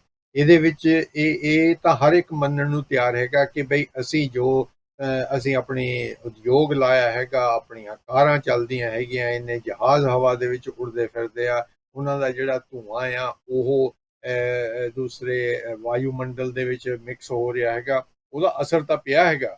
ਲੇਕਿਨ ਕੀ ਉਸ ਅਸਰ ਨੂੰ ਅਸੀਂ ਸਿੱਧਾ ਕਹਿ ਸਕਦੇ ਹਾਂ ਕਿ ਬਈ ਜਿਹੜੀਆਂ ਅੱਗਾਂ ਲੱਗ ਰਹੀਆਂ ਜਾਂ ਇਹ ਇੰਨਾ ਟੈਂਪਰੇਚਰ ਵੱਧ ਰਿਹਾ ਹੈਗਾ ਦੁਨੀਆ ਦਾ, ਤੇ ਜੇ ਜਿਹੜੀ ਉਹ ਉੱਤਰੀ ਤੇ ਦੱਖਣੀ ਧਰੁਵਾਂ ਤੇ ਜਿਹੜੀ ਬਰਫ਼ ਜੰਮੀ ਹੋਈ ਆ ਉਹ ਖੁਰ ਰਹੀ ਹੈਗੀ ਆ, ਕੀ ਸਿੱਧਾ ਅਸਰ ਉਹਦਾ ਹੀ ਆ ਜਾਂ ਕਿ ਇਹ ਧਰਤੀ ਦੇ ਉੱਤੇ, ਆਪਣੀ ਧਰਤੀ ਦੇ ਉੱਤੇ ਹਰ ਵੇਲੇ ਮੌਸਮ ਜਿਹੜਾ ਆ ਉਹ ਇੱਕੋ ਜਿਹਾ ਨਹੀਂ ਰਿਹਾ ਹੈਗਾ। ਹੁਣ ਜਿੱਦਾਂ ਆਹ ਗ੍ਰਾਫ ਆਪਾਂ ਨੂੰ ਦੱਸ ਰਿਹਾ ਹੈਗਾ ਕਿ ਬਈ 2023 ਦੇ ਵਿੱਚ, ਇਸ ਸਾਲ ਦੇ ਵਿੱਚ, ਜਿਹੜਾ ਬਾਕੀ ਸਾਲਾਂ ਦੇ ਮੁਕਾਬਲੇ ਜਿਹੜਾ ਤਾਪਮਾਨ ਆ ਜਾਂ ਜਿਹੜੀ ਗਰਮੀ ਹੈਗੀ ਆ ਉਹ ਬਹੁਤ ਜ਼ਿਆਦਾ ਵਧੀ ਹੈਗੀ ਆ, ਬਿਲਕੁਲ ਵਧੀ ਹੈਗੀ ਆ। ਔਰ ਕੀ ਇਹ ਜਿਹੜਾ ਵਧਣਾ ਹੈਗਾ ਇਹਨੂੰ ਅਸੀਂ ਇਹ ਕਵਾਂਗੇ ਕਿ ਬਈ ਇਹ ਜੋ ਆਦਮੀ ਦੀ ਸਰਗਰਮੀ ਹੈਗੀ ਆ, ਜੋ ਉਦਯੋਗ ਲਾਇਆ ਹੈਗਾ, ਜੋ ਇੰਨੀਆਂ ਗੈਸਾਂ ਜਿਹੜੀਆਂ ਸਾਡੇ ਫੈਕਟਰੀਆਂ ਦੇ ਵਿੱਚੋਂ ਬਾਹਰ ਛੱਡੀਆਂ ਜਾ ਰਹੀਆਂ ਜਾਂ ਨਿਕਲ ਰਹੀਆਂ, ਉਹਨਾਂ ਦੇ ਨਾਲ ਸਿੱਧਾ ਸਾਦਾ ਅਸਰ ਆ? ਬਿਲਕੁਲ ਅਸਰ ਹੋਇਆ, ਲੇਕਿਨ ਸ਼ਾਇਦ ਅਸੀਂ ਇਹ ਨਹੀਂ ਕਹਿ ਸਕਦੇ ਕਿ ਇਹ ਸਿਰਫ ਉਸ ਅਸਰ ਦਾ ਹੀ ਕਾਰਨ ਆ ਕਿ ਇਹ ਜਿਹੜਾ ਮੌਸਮ ਆ ਤਬਦੀਲ ਹੋ ਰਿਹਾ ਹੈਗਾ। ਲੇਕਿਨ ਇਹ ਆਪਾਂ ਜ਼ਰੂਰ ਕਹਿ ਸਕਦੇ ਹਾਂ, ਜਿੱਦਾਂ ਆਪਾਂ ਪਹਿਲਾਂ ਵੀ ਕਿਹਾ, ਕਿ ਯੂਰਪ ਦੇ ਲੋਕ ਜਿਹੜੇ ਹੈਗੇ ਆ ਜਾਂ ਯੂਰਪ ਦੇ ਜਿਹੜੇ ਦੇਸ਼ ਹੈਗੇ ਆ, ਉਹ ਮੇਰਾ ਖਿਆਲ ਹੈ ਇੰਨੇ ਜ਼ਿਆਦਾ ਤਾਪਮਾਨ ਲਈ ਆਪਣੇ ਆਪ 'ਚ ਤਿਆਰ ਨਹੀਂ ਸੀਗੇ। ਜਿਸ ਤਰ੍ਹਾਂ ਮੈਂ ਪਹਿਲਾਂ ਕਿਹਾ ਕਿ ਭਾਰਤ ਦੇ ਵਿੱਚ ਬਹੁਤ ਜ਼ਿਆਦਾ ਟੈਂਪਰੇਚਰ ਹੋ ਜਾਂਦਾ, 50 ਦੇ ਨੇੜੇ ਤੇੜੇ ਪਹੁੰਚ ਜਾਂਦਾ, ਅਫਰੀਕਾ ਦੇ ਵਿੱਚ ਹੋ ਜਾਂਦਾ, ਉੱਥੇ ਕਿਉਂ ਨਹੀਂ ਇਹ ਸਮੱਸਿਆਵਾਂ ਆਈਆਂ? ਇਹ ਇਸੇ ਕਰਕੇ ਆ ਕਿ ਬਈ ਇਹ ਜਿਹੜੇ ਲੋਕ ਹੈਗੇ ਆ ਇਹ ਇੰਨਾ ਤਿਆਰ ਨਹੀਂ ਸੀਗੇ। ਜਿਸ ਤਰ੍ਹਾਂ ਤੁਹਾਨੂੰ ਪਤਾ ਹੀ ਆ ਕਿ ਪੰਜਾਬ ਦੇ ਵਿੱਚ ਬਰਫ਼ ਵੀ ਪਈ ਸੀ ਇਸ ਸਾਲ, ਉੱਥੇ ਉਹ ਤਿਆਰ ਨਹੀਂ ਸੀਗੇ। ਪੰਜਾਬ ਦੇ ਲੋਕ ਜਿਹੜੇ ਸੀ ਉਹ ਇੰਨੇ ਠੰਡੇ ਮੌਸਮ ਦੇ ਲਈ ਤਿਆਰ ਨਹੀਂ ਸੀ, ਉਹਨਾਂ ਨੂੰ ਸਮੱਸਿਆ ਆਈ। ਇਸੇ ਤਰ੍ਹਾਂ ਜਿਹੜਾ ਯੂਰਪ ਆ ਉਹ ਗਰਮ ਮੌਸਮ ਦੇ ਲਈ ਇੰਨਾ ਤਿਆਰ ਨਹੀਂ ਸੀਗਾ। ਇਹ ਜਿਹੜਾ ਆ ਇਹਨਾਂ ਨੂੰ ਸਿੱਖਣਾ ਪਊਗਾ ਤੇ ਇਹਦੇ ਨਾਲ ਜਿਹੜੇ ਹੱਲ ਆ ਉਹ ਲੱਭਣੇ ਪੈਣਗੇ ਕਿ ਬਈ ਇੰਨੀ ਗਰਮੀ ਦੇ ਵਿੱਚ ਅਸੀਂ ਜਿਹੜਾ ਆ ਆਪਣੀ ਜ਼ਿੰਦਗੀ ਕਿਸ ਤਰ੍ਹਾਂ ਗੁਜ਼ਾਰਨੀ ਹੈਗੀ ਆ। ਹਾਂਜੀ। ਵਾਕਈ ਤੁਸੀਂ ਇਹ ਗੱਲ ਕਹੀ ਆ ਕਿ ਇਹਦਾ ਜਿਹੜਾ ਸਿੱਧਾ ਸੰਬੰਧ ਮੌਸਮ ਦੀ ਤਬਦੀਲੀ ਦਾ ਉਹ ਸ਼ਾਇਦ ਉਹਨਾਂ ਚੀਜ਼ਾਂ ਦੇ ਨਾਲ ਨਹੀਂ ਹੈਗਾ, ਪਰ ਨਾਲ ਦੀ ਨਾਲ ਕੁਦਰਤੀ ਵੀ ਜਿੱਦਾਂ ਆਪਾਂ ਕਹਿੰਦੇ ਆ ਕਿ ਜਿਹੜੀ ਆ ਨੇਚਰ ਆ ਉਹਦੇ ਜਿੱਧਰ ਬਦਲਾਵ ਆ ਉਹ ਕੁਦਰਤ ਦਾ ਕਾਨੂੰਨ ਹੈਗਾ। ਜਿਹੜੀਆਂ ਚੀਜ਼ਾਂ ਬਦਲਦੀਆਂ ਨੇ, ਹੁਣ ਅਸੀਂ ਪੰਜਾਬ 'ਚ ਕਦੇ ਸੋਚਿਆ ਸੀ ਕਿ ਇੰਨੀ ਗਰਮੀ ਵਧਣ ਦੇ ਬਾਵਜੂਦ ਇੰਨੀ ਬਾਰਿਸ਼ ਹੋ ਸਕਦੀ ਹੈਗੀ ਆ? ਕਿਸੇ ਨੇ ਕਦੇ ਸੋਚਿਆ ਨਹੀਂ ਸੀਗਾ ਕਿ ਉਹ ਮੀਂਹ ਕਿੱਥੋਂ ਆ ਗਿਆ, ਬਿਲਕੁਲ। ਜੇ ਆਪਾਂ ਸੋਚਦੇ ਆ ਕਿ ਜੇ ਗਲੋਬਲ ਵਾਰਮਿੰਗ ਹੋ ਰਹੀ ਹੈਗੀ ਆ। ਸੋ ਇਹ ਹਲੇ ਤੱਕ ਮੇਰੇ ਖਿਆਲ ਜਿਹੜੇ ਵਿਗਿਆਨੀ ਨੇ ਉਹਨਾਂ ਦੇ ਹਲੇ ਸਮਝ ਵਿੱਚ ਨਹੀਂ ਆ ਰਿਹਾ ਕਿ ਕੁਦਰਤ ਦੀ ਖੇਡ ਕਿਹੋ ਜਿਹੀ ਆ। ਤੇ ਆਪਾਂ ਹੁਣ ਗੱਲ ਕਰਦੇ ਆ, ਜਿਵੇਂ ਕਿ ਸ਼ੁਰੂਆਤ ਵਿੱਚ ਗੱਲ ਕੀਤੀ ਆ ਕਿ ਇਹ ਜਿਹੜੀਆਂ ਅੱਗਾਂ ਦੀ ਆਪਾਂ ਗੱਲ ਕੀਤੀ ਆ ਗ੍ਰੀਸ ਦੇ ਵਿੱਚ ਲੱਗੀਆਂ ਨੇ, ਹੁਣ ਆਪਾਂ ਗੱਲ ਕਰਦੇ ਆ ਮਣੀਪੁਰ ਦੀ ਗੱਲ ਕਰਦੇ ਆ। ਬਲਦੇਵ ਜੀ, ਮਣੀਪੁਰ ਇੱਕ ਇਹੋ ਜਿਹਾ ਖਿੱਤਾ ਹੈਗਾ ਆ ਜਿਹੜਾ ਕਿ ਅਸੀਂ ਬੰਗਾਲ ਦੇ ਨਾਲ ਜਾਂ ਬੰਗਲਾਦੇਸ਼ ਦੇ ਨੇੜੇ ਤੇੜੇ ਜਾ ਰਹਿੰਦਾ ਹੈ। ਇੱਕ ਟੁੱਟਵੀਂ ਸਟੇਟ ਆ, ਭਾਵੇਂ ਉਸ ਨੂੰ ਹੈ ਤਾਂ ਮੇਨਲੈਂਡ ਹੀ ਹੈਗੀ ਆ, ਪਰ ਫਿਰ ਵੀ ਦੇਖਦੇ ਆ ਕਿ ਜਿਹੜਾ ਮੇਘਾਲਿਆ ਹੈ, ਮਿਜ਼ੋਰਮ ਹੈ, ਤ੍ਰਿਪੁਰਾ ਹੈ, ਉਹ ਬੜੇ ਦੂਰ ਦਰਾਡੇ ਦੇ ਇਲਾਕੇ ਹਨ। ਉੱਥੇ ਕਿਹੋ ਜਿਹੇ ਹਾਲਾਤ ਨੇ। ਪਰ ਦੂਜੇ ਪਾਸੇ ਦੇਖਦੇ ਆ ਕਿ ਜਿਹੜੀਆਂ ਕਮਿਊਨਿਟੀਜ਼ ਨੇ ਭਾਰਤ ਦੇ ਵਿੱਚ, ਮੈਨੂੰ ਲੱਗਦਾ ਇੱਕ ਬਹੁਤ ਇੱਕ ਵਖਰੇਵਾਂ ਹੈ ਲੋਕਾਂ ਦੇ ਵਿੱਚ, ਭਾਈਚਾਰਿਆਂ ਦੇ ਵਿੱਚ। ਉਹ ਭਾਈਚਾਰੇ ਇੱਕ ਦੂਜੇ ਨਾਲ ਮਿਲ ਵਰਤ ਕੇ ਨਹੀਂ ਰਹਿ ਸਕਦੇ ਹੈਗੇ, ਇੱਕ ਦੂਜੇ ਦੇ ਦੁਸ਼ਮਣ ਬਣੇ ਹੋਏ ਆ। ਇਹਨਾਂ ਮੁਲਕਾਂ ਵਿੱਚ ਸਾਨੂੰ ਇਹੀ ਮਹਿਸੂਸ ਹੁੰਦਾ ਹੈ ਕਿ ਇੱਥੇ ਫਿਰ ਵੀ ਥੋੜੀ ਹਾਰਮਨੀ ਹੈ, ਫਿਰ ਵੀ ਦੂਜੇ ਦੇ ਨਾਲ ਪਿਆਰ ਹੈ। ਪਰ ਭਾਰਤ ਦੇ ਵਿੱਚ ਸਾਨੂੰ ਲੱਗਦਾ ਹੈ ਕਿ ਬਹੁਤ ਸਾਰੀਆਂ ਜਿਹੜੀਆਂ ਦੁਖਦਾਈ ਘਟਨਾਵਾਂ ਆ ਰਹੀਆਂ ਨੇ, ਜਿਹਦੇ ਵਿੱਚ ਅਸੀਂ ਦੇਖਦੇ ਹਾਂ ਕਿ ਜਿਹੜੇ ਪੱਛਮੀ ਮੁਲਕ ਨੇ, ਖਾਸ ਤੌਰ 'ਤੇ ਅਮਰੀਕਾ ਦੀ ਗੱਲ ਕਰਦੇ ਆ, ਬਰਤਾਨੀਆ ਦੀ ਗੱਲ ਕਰ ਲਈਏ ਜਾਂ ਯੂਰਪੀਅਨ ਮੁਲਕਾਂ ਦੀ ਗੱਲ ਕਰ ਲਈਏ, ਉਹਨਾਂ ਨੇ ਵੀ ਕਿਹਾ ਹੈ ਕਿ ਮੋਦੀ ਸਰਕਾਰ ਨੂੰ ਥੋੜੀ ਚੇਤਾਵਨੀ ਦਿੱਤੀ ਹੈ ਕਿ ਜਿਹੜੀਆਂ ਘੱਟ ਗਿਣਤੀਆਂ ਨੇ ਉਹਨਾਂ ਦਾ ਥੋੜਾ ਲਿਹਾਜ਼ ਕਰਨਾ ਚਾਹੀਦਾ ਹੈ। ਤੁਸੀਂ ਮਣੀਪੁਰ ਦੀਆਂ ਇਹਨਾਂ ਘਟਨਾਵਾਂ ਬਾਰੇ ਕੀ ਕਹਿਣਾ ਚਾਹੁੰਦੇ ਆ ਬਲਦੇਵ ਜੀ? ਚੰਦਰਪਾਲ ਜੀ, ਤੁਸੀਂ ਬਿਲਕੁਲ ਠੀਕ ਕਿਹਾ ਹੈਗਾ ਕਿ ਭਾਰਤ ਦੇ ਵਿੱਚ ਬਹੁਤ ਤਰ੍ਹਾਂ ਦੇ ਲੋਕ ਰਹਿੰਦੇ ਹੈਗੇ। ਜੇਕਰ ਤੁਸੀਂ ਇਹ ਮਣੀਪੁਰ ਦੀਆਂ ਤਸਵੀਰਾਂ ਦੇਖੋ ਤੇ ਉਹ ਆਪਣੇ ਵਰਗੇ ਨਹੀਂ ਹੈਗੇ, ਲੇਕਿਨ ਭਾਰਤ ਜਿਹੜਾ ਉਹ ਹੈ ਹੀ ਇਸੇ ਤਰ੍ਹਾਂ ਦਾ ਮੁਲਕ ਆ ਕਿ ਵੀ ਉਹਦੇ ਵਿੱਚ ਤਰ੍ਹਾਂ ਤਰ੍ਹਾਂ ਦੇ ਲੋਕ ਰਹਿੰਦੇ ਆ। ਉਹਨਾਂ ਦੇ ਜਿਹੜੇ ਮਤ ਆ ਉਹ ਵੀ ਅਲੱਗ-ਅਲੱਗ ਹੈਗੇ ਆ, ਵੱਖ-ਵੱਖ ਧਰਮਾਂ ਦੇ ਵੀ ਹੈਗੇ ਆ। ਜਿਹੜਾ ਭਾਰਤ ਦਾ ਇਤਿਹਾਸ ਹੈਗਾ ਉਹਦੇ ਤੇ ਵੀ ਆਪਾਂ ਨੂੰ ਝਾਤੀ ਮਾਰਨ ਦੀ ਲੋੜ ਹੈਗੀ ਆ ਕਿ ਬਈ ਉਸ ਇਤਿਹਾਸ ਨੇ ਕਿਸ ਤਰ੍ਹਾਂ ਦੇ ਲੋਕ ਉੱਥੇ ਪੈਦਾ ਕੀਤੇ ਹੈਗੇ ਆ, ਕਿਸ ਤਰ੍ਹਾਂ ਦੇ ਲੋਕ ਉੱਥੇ ਰਹਿੰਦੇ ਹੈਗੇ ਆ। ਲੇਕਿਨ ਮੈਂ ਇਹਦੇ ਵਿੱਚ ਤੁਹਾਡੇ ਨਾਲ ਸਹਿਮਤ ਨਹੀਂ ਹੈਗਾ ਕਿ ਬਈ ਉਹ ਲੋਕ ਜਿਹੜੇ ਆ ਆਪਸ ਵਿੱਚ ਹੀ ਸ਼ਾਂਤੀਪੂਰਵਕ ਰਹਿ ਨਹੀਂ ਸਕਦੇ। ਲੇਕਿਨ ਲੱਗਦਾ ਇਹ ਆ ਕਿ ਬਈ ਇਹ ਚੀਜ਼ਾਂ ਜਿਹੜੀਆਂ ਨਾ ਕੁਛ ਇੱਕ ਸ਼ਰਾਰਤੀ ਅੰਸ਼ ਜਿਹੜੇ ਹੁੰਦੇ ਆ ਉਹਨਾਂ ਵੱਲੋਂ ਭੜਕਾਈਆਂ ਜਾਂਦੀਆਂ। ਹੁਣ ਤੁਹਾਨੂੰ ਯਾਦ ਆ ਕਿ 1984 ਦੇ ਵਿੱਚ ਜੋ ਕੁਛ ਹੋਇਆ ਸੀ, ਉਹ ਭਾਰਤ ਦੇ ਮੱਥੇ ਤੇ ਮੈਂ ਸਮਝਦਾ ਕਿ ਕਾਲਾ ਕਲੰਕ ਹੈਗਾ। ਔਰ ਜੋ ਆਸ ਮਣੀਪੁਰ ਦੇ ਵਿੱਚ ਉੱਥੋਂ ਦੀਆਂ ਲੜਕੀਆਂ ਦੇ ਨਾਲ ਮਈ ਦੇ ਵਿੱਚ ਹੋਇਆ, ਜਿਹਦੀ ਵੀਡੀਓ ਕਿ ਹੁਣ ਆਮ ਦੇਖਣ ਨੂੰ ਮਿਲੀ ਹੈਗੀ ਆ, ਉਹ ਵੀ ਇੱਕ ਭਾਰਤ ਦੇ ਮੱਥੇ ਤੇ ਬਹੁਤ ਵੱਡਾ ਕਲੰਕ ਹੈਗਾ। ਔਰ ਭਾਰਤ ਦਾ ਪ੍ਰਸ਼ਾਸਨ ਜਿਹੜਾ, ਭਾਰਤ ਦੀ ਸਰਕਾਰ ਜਿਹੜੀ ਆ, ਭਾਰਤ ਦੇ ਲੋਕ ਜਿਹੜੇ ਆ, ਜਾਂ ਭਾਰਤ ਦੇ ਜਿਹੜੇ ਰਾਜਨੀਤਿਕ ਆਗੂ ਆ, ਉਹ ਇਸ ਵੱਲ ਕਿਉਂ ਨਹੀਂ ਦੇਖਦੇ ਹੈਗੇ ਕਿ ਬਈ ਇਸ ਤਰ੍ਹਾਂ ਦੀਆਂ ਘਟਨਾਵਾਂ ਕਿਉਂ ਹੁੰਦੀਆਂ। ਉਹ ਕਿਉਂ ਹੁੰਦੀਆਂ, ਉਹ ਸਾਰਿਆਂ ਨੂੰ ਪਤਾ ਕਿ ਬਈ ਜਿਹੜੀ ਰਾਜਨੀਤਿਕ ਲੋਕ ਹੈਗੇ ਆ ਉਹ ਆਪਣੇ ਫਾਇਦੇ ਲਈ ਲੋਕਾਂ ਨੂੰ ਭੜਕਾਉਂਦੇ ਆ। ਇਹ ਨਹੀਂ ਹੈਗਾ ਕਿ ਲੋਕ ਆਪਸ ਵਿੱਚ ਹੀ ਰਹਿਣਾ ਨਹੀਂ ਚਾਹੁੰਦੇ। ਹੁਣ ਤੁਸੀਂ 1984 ਦਾ ਦੇਖ ਲਓ ਆਪਣੇ ਪੰਜਾਬ ਦਾ, ਕਿ ਕੀ ਜਿਹੜੇ ਪੰਜਾਬ ਜਾਂ ਦਿੱਲੀ ਦੇ ਵਿੱਚ ਸਦੀਆਂ ਤੋਂ ਸਿੱਖ, ਹਿੰਦੂ, ਮੁਸਲਮਾਨ ਇਕੱਠੇ ਰਹਿ ਰਹੇ। ਇਹਦੇ ਵਿੱਚ ਕੋਈ ਸ਼ੱਕ ਨਹੀਂ ਕਿ 1947 ਦੇ ਵਿੱਚ ਜੋ ਦੰਗੇ ਫਸਾਦ ਹੋਏ ਸੀ, ਦੋ ਮੁਲਕ ਬਣੇ ਆ, ਉਹਦੇ ਪਿੱਛੇ ਜਿਹੜਾ ਧਰਮ ਨੂੰ ਵਰਤਿਆ ਗਿਆ ਸੀਗਾ। ਲੇਕਿਨ ਆਪਾਂ ਇਹ ਨਹੀਂ ਕਹਿ ਸਕਦੇ ਕਿ ਅਸੀਂ ਇੱਕ ਦੂਸਰੇ ਦੇ ਨਾਲ ਸ਼ਾਂਤੀਪੂਰਵਕ ਰਹਿ ਨਹੀਂ ਸਕਦੇ। ਲੇਕਿਨ ਲੋਕਾਂ ਨੂੰ ਭੜਕਾਇਆ ਜਾਂਦਾ, ਔਰ ਉਹ ਕਈ ਵਾਰੀ ਕਈ ਸਰਕਾਰਾਂ ਵੀ ਭੜਕਾਉਂਦੀਆਂ, ਕਿਉਂਕਿ ਉਹਨਾਂ ਨੇ ਆਪਣੀ ਜਿਹੜੀ ਰਾਜਗੱਦੀ ਆ ਉਹਨੂੰ ਸੇਫ ਰੱਖਣਾ ਹੁੰਦਾ। ਇਸ ਲਈ ਮੈਂ ਸਮਝਦਾ ਕਿ ਬਈ ਭਾਰਤ ਦੇ ਲੋਕਾਂ ਨੂੰ, ਭਾਰਤ ਦੀ ਸਰਕਾਰ ਨੂੰ, ਭਾਰਤ ਦੇ ਬੁੱਧੀਜੀਵੀਆਂ ਨੂੰ ਇਹ ਸੋਚਣਾ ਪਏਗਾ ਕਿ ਇਸ ਤਰ੍ਹਾਂ ਦੀਆਂ ਜਿਹੜੀਆਂ ਘਟਨਾਵਾਂ ਆ ਬਹੁਤ ਸ਼ਰਮਨਾਕ ਹੈਗੀਆਂ, ਔਰ ਇਹਨਾਂ ਤੇ ਠੱਲ ਕਿੱਦਾਂ ਪਾਇਆ ਜਾ ਸਕਦਾ।